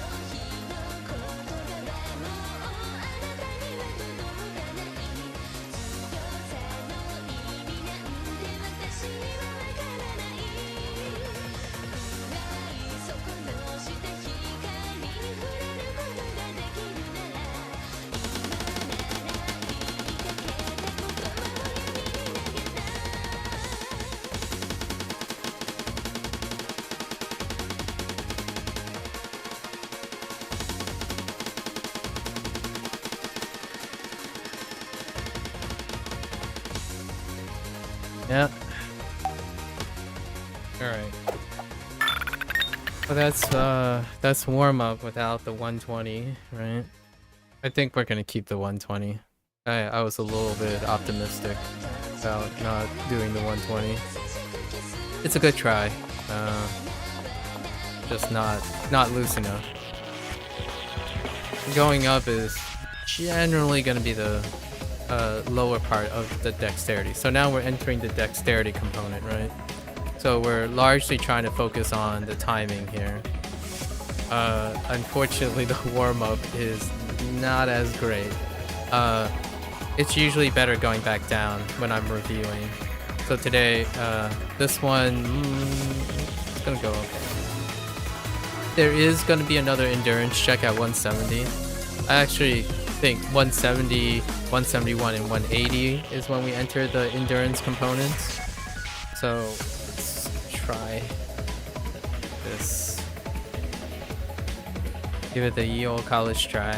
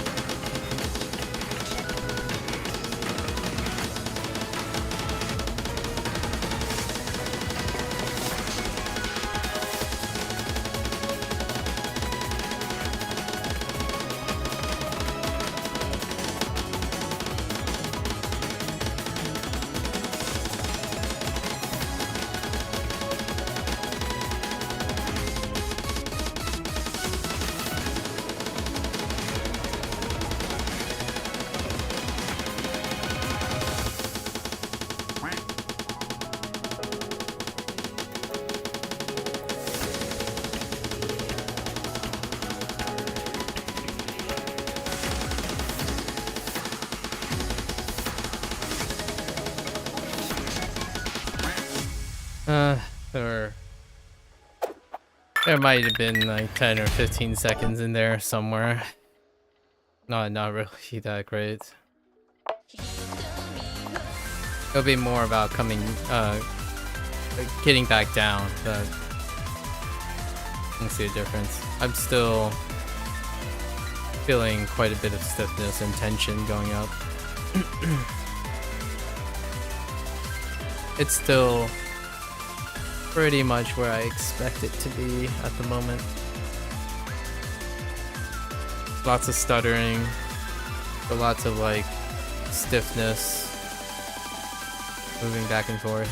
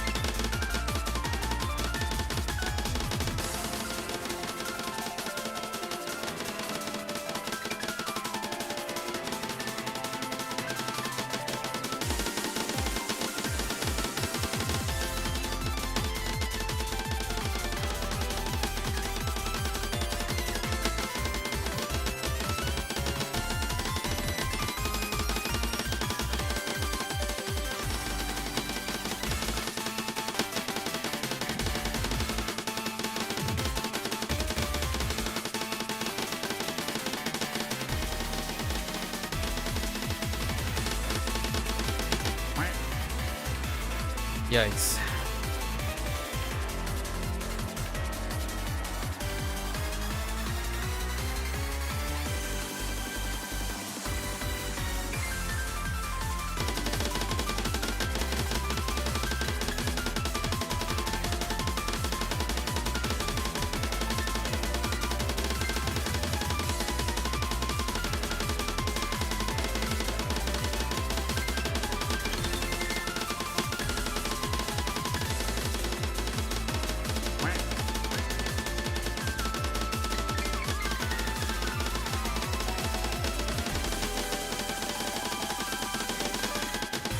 Yeah, I'm so tense.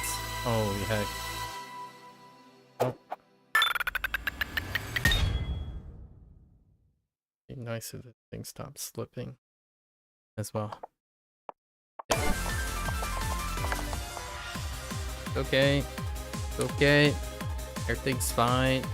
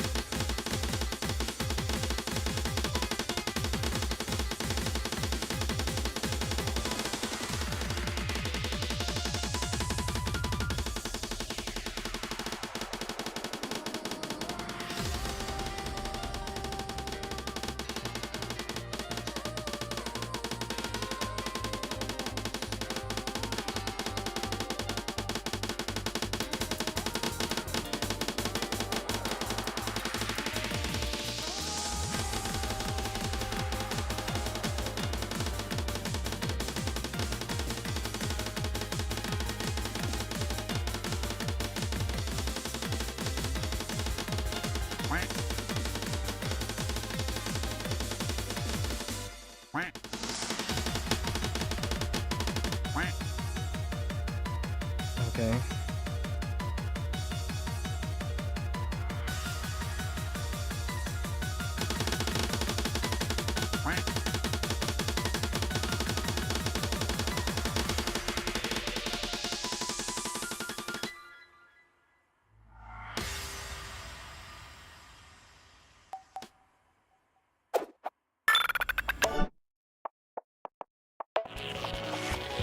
I think today the vast majority of the stuff is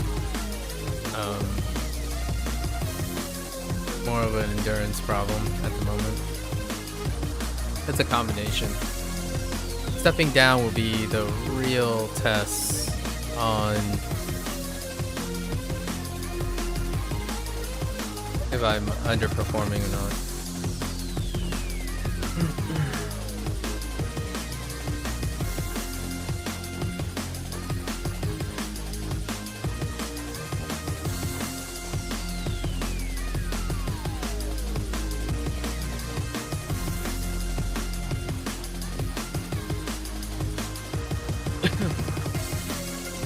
So this, we're just gonna really, we're entering the section where there won't be 10 or 15 seconds, 10 or 15 seconds or 20 seconds of kind of burst of accuracy. This is just, we're moving our hands as much as we can. And try to stay as, this is where everything tenses up, so my arms can start burning and all that stuff. Which I haven't said yet.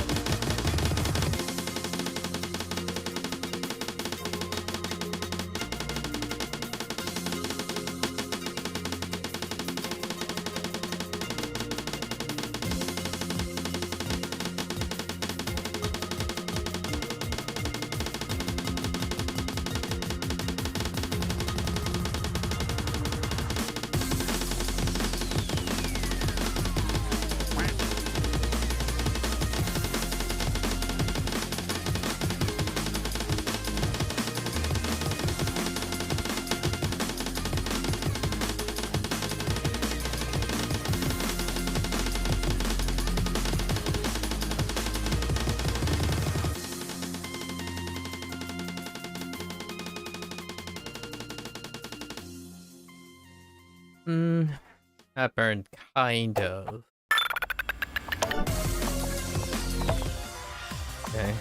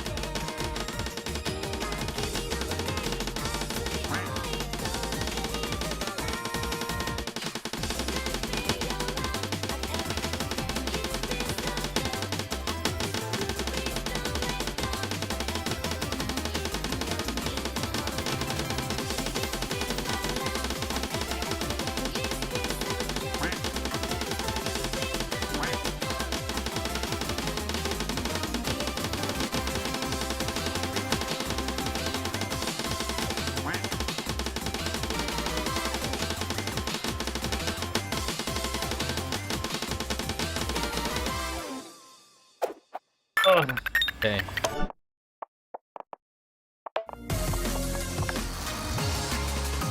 So like for between 160, 167, 168, and maybe 170. If I start straining too much, I'll just drop it, right? Just cut it off, wait, maybe come back in near the end or something like that.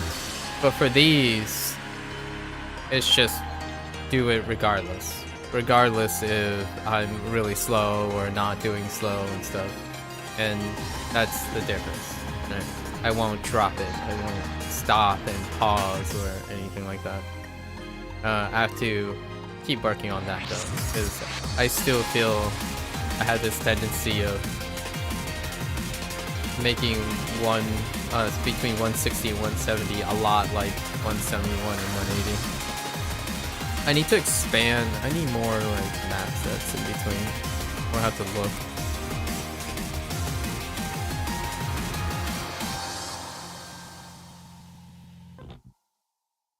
I just don't know where I'm gonna stick in this triple thing. I think we might have to stray away from the triple thing for the time being. I think we're gonna skip. I'll try it once and see where it is. It's too much to juggle right now.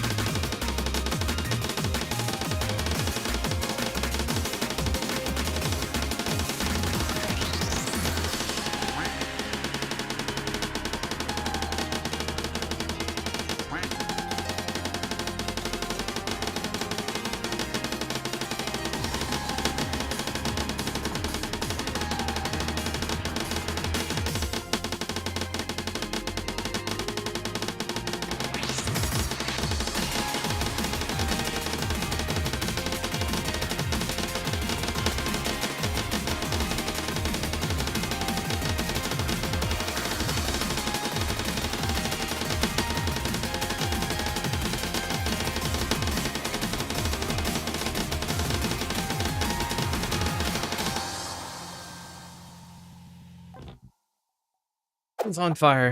Okay, fine. I think that's close to 80%. Not complete failure.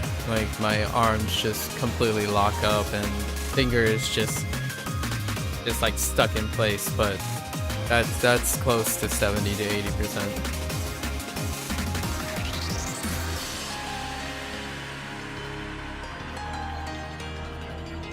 Alright, so this is the part where I'm still not sure if I want to do it this way yet. So this is where I move to this as a step down, but it's a different discipline, right? This is where I tax my ring finger quite a lot. And my ring finger is the weakest part since I haven't used it in the last 3.5 years-ish for this, outside of the last couple days. And it has a reading issue because I don't know how to start and stop on the same ring finger. So it's been a little bit of a struggle. So this part, we're treating it like warm-up, where we're trying to relax as much as we can and take it easy. Not necessarily focused on accuracy or endurance, but just trying to visualize starting on the ring finger, stopping on the ring finger, and repeating. So from time to time, I get confused which finger I'm on. So I'm trying to establish a mind-body connection still with this stuff.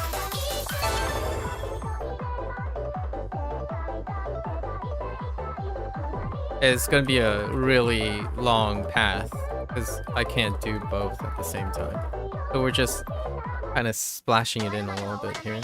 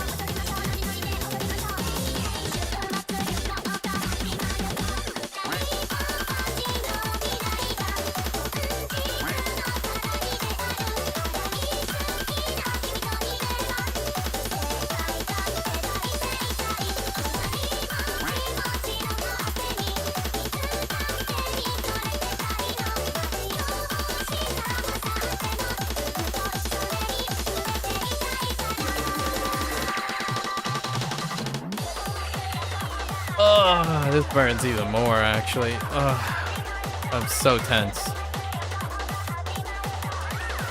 Ugh.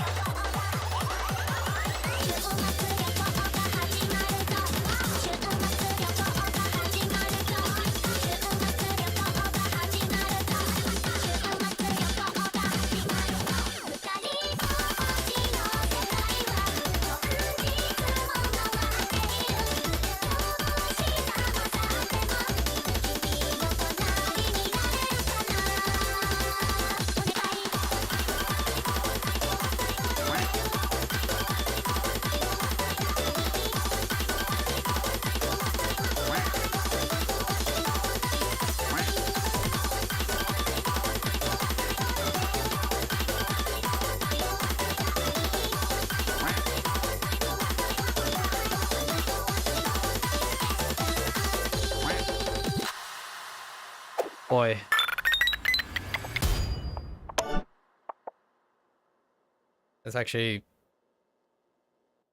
That's more endurance heavy than this thing. Like this thing right now. Because it shows that I have no like motor. I don't even have the basic ones down. It would be kind of nice if I can find something slower. So I'm just gonna use this anyway. So we're just sticking with this, doing it once or twice until we form a foundation. This entry point's kinda high. I feel 140 BPM triples might be okay. Although this is kind of the comfort zone. 160 when it comes to like where a lot of PP maps are, you know, like when you're learning, usually the entry point for triples don't get much slower than this. It's to the point where when you have to do triples slower, it's actually kind of tough for someone who is very used to 160 and above. So for me though, this is tough when you start on a new finger. Especially when the finger that you're switching to is your starting finger. So I usually start on my middle finger, which I'm no longer using.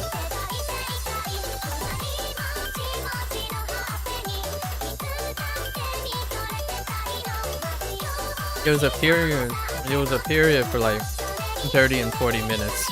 I mean 30 and 40 seconds that was really great. However, the most common period is every 10 or so, I forget to tap back onto my ring finger. So it would be ring finger, index, and then I move my aim, and then I just drop a note. And it happens, I would say, every 9 or 10 triples. And that's the thing that I'm not used to right now.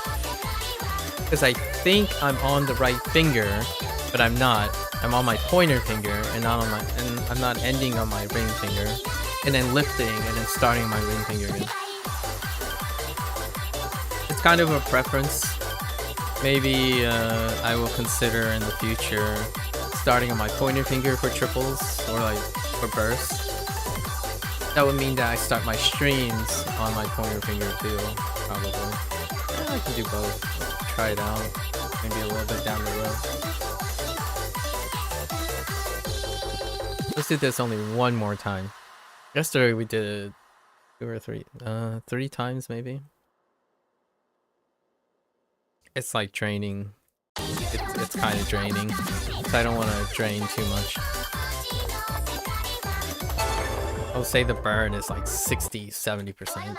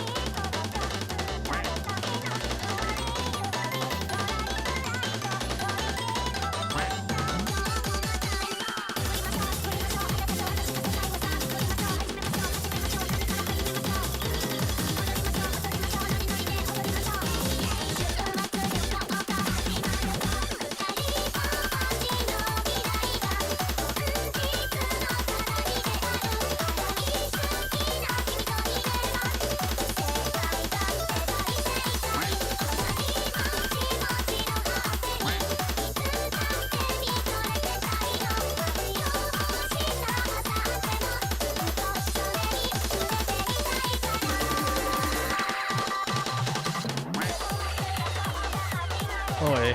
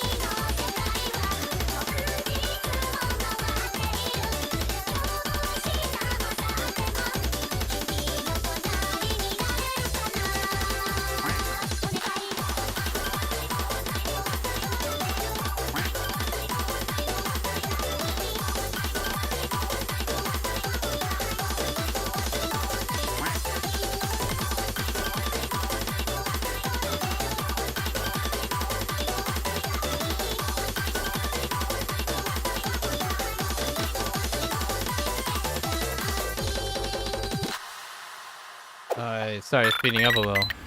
Okay. That's okay. I think we're satisfied with that. Alright. So now we're dropping down. Again, this is...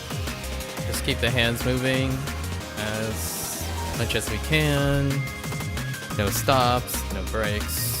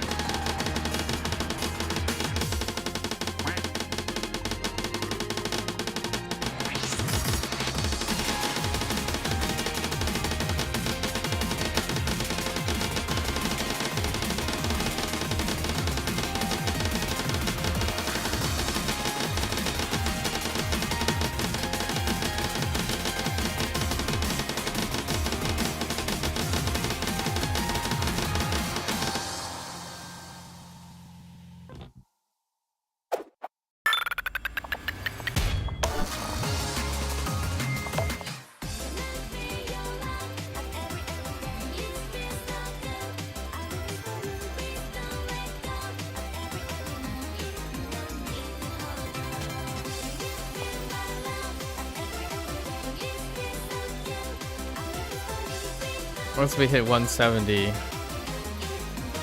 after this, hopefully I can actually feel like I have some dexterity.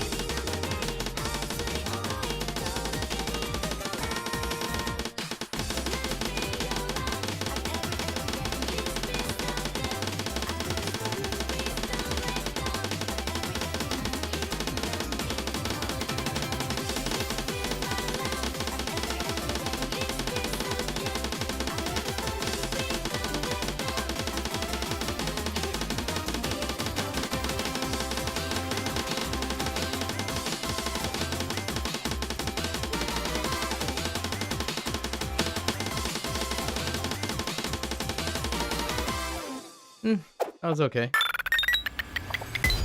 No burn anymore because we've already burned in. We held it for a minute. I was on point a minute, felt the dexterity come back. My fingers were moving on command.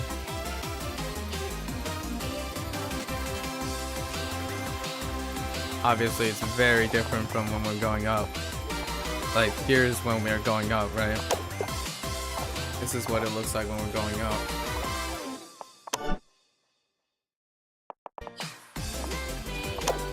But this is what it looks like when we're going down.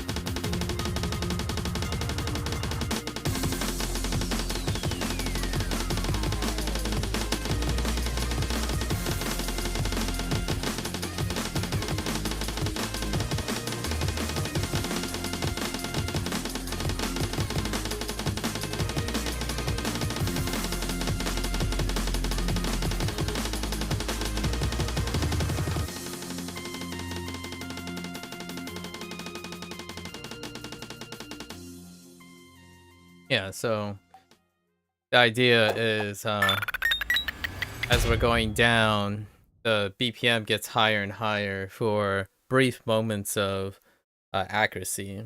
So we're just trying to increase how long we can maintain that. And for that one, it was maybe a 30-second, 2 or 3 times during that, right?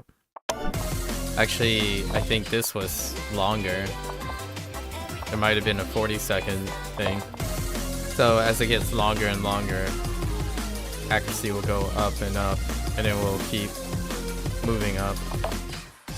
We don't have to move up anymore though. I've already 180 is where we're going to be most of the time. Okay. Yeah, because three days ago, as long as the step down is pretty consistent, no tension, like I was really relaxed there. It took half the effort, half the stamina, because when we burn in early, right at the top, then we learn to relax going down, because you're no longer strained. It's always less difficult. This is what I would refer to as the pyramid scheme, right? Not that type of pyramid scheme, you know, MLMs and stuff. Just the fitness thing. You go up at your peak, you're engaging something. For me, it's endurance. Then I drop down, and then as I'm dropping down, I'm far more relaxed than I'm going up. And when I can relax, I can feel my fingers go back and forth.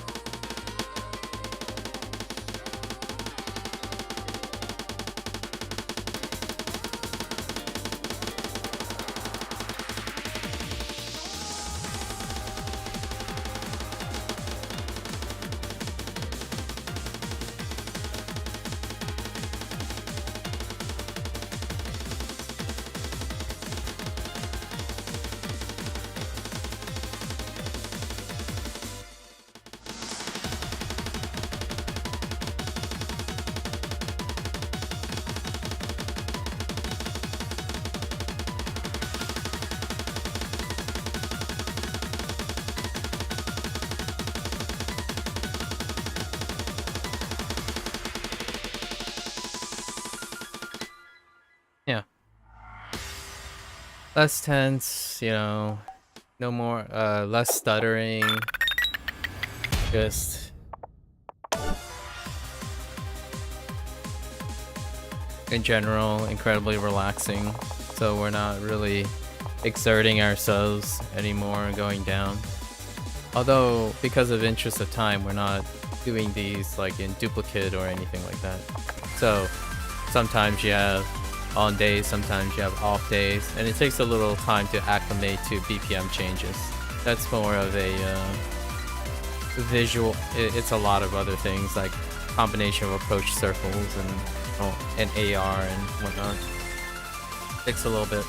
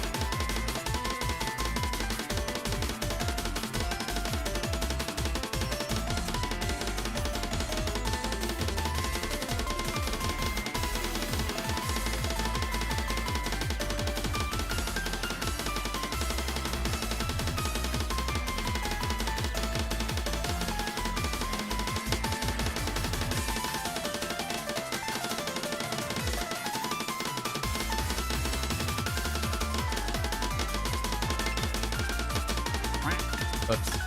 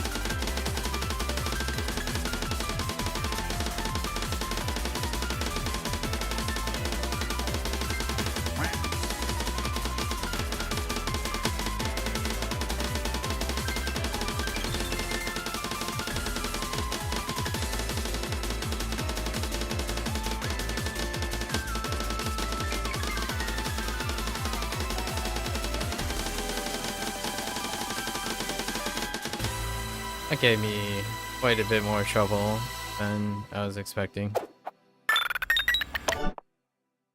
Like 3 or 4 more stutters here and there. These two might be too close together. It's not stepping down far enough.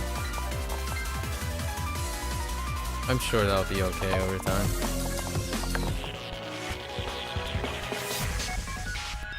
Wouldn't mind one of them to be 165 or maybe 163, something like that. You can adjust it, technically.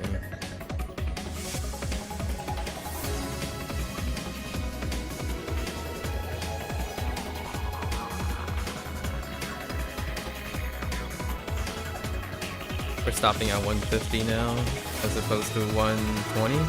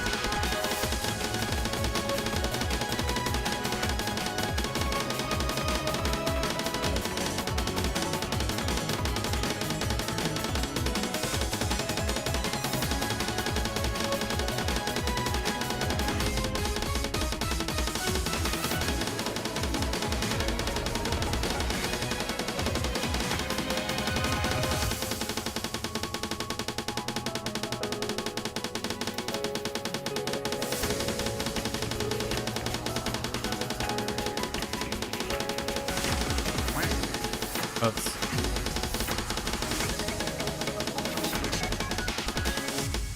One thing that kind of concerns me here is, as we're going below 160, I need to be a little bit more consistent at slowing down, because, I'm rushing quite a lot. So going down has some little things to focus on, and that's to become not too relaxed and not to speed up too much. That was a little early, quite a lot of times there, and then near the end I just kind of sped up.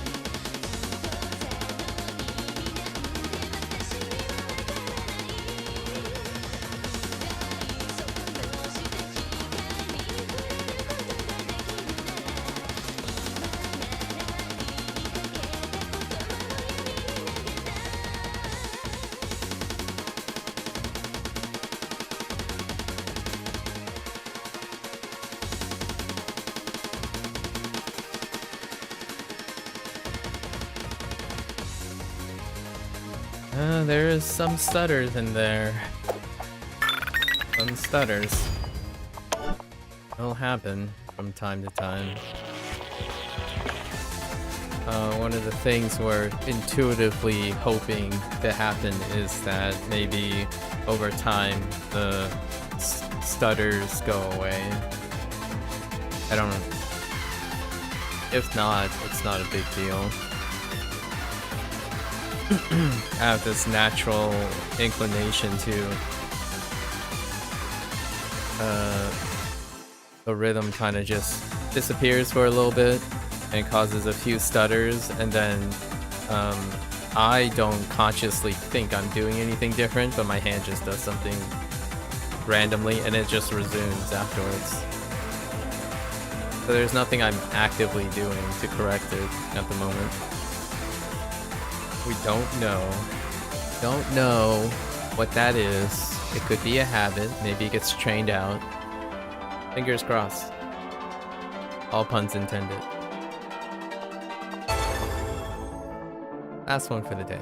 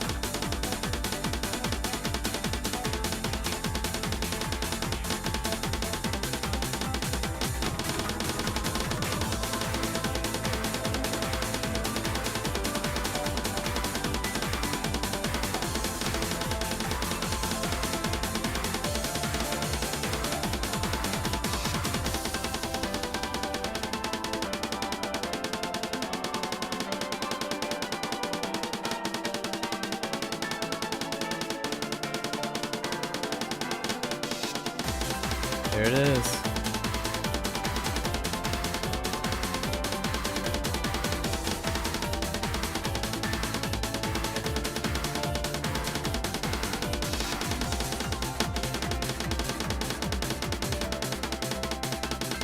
Yeah, there were like 2 or 3 in there, and then I'm having trouble slowing down, right? Need to slow down a little bit. But yeah, it happens. Alright, now that we got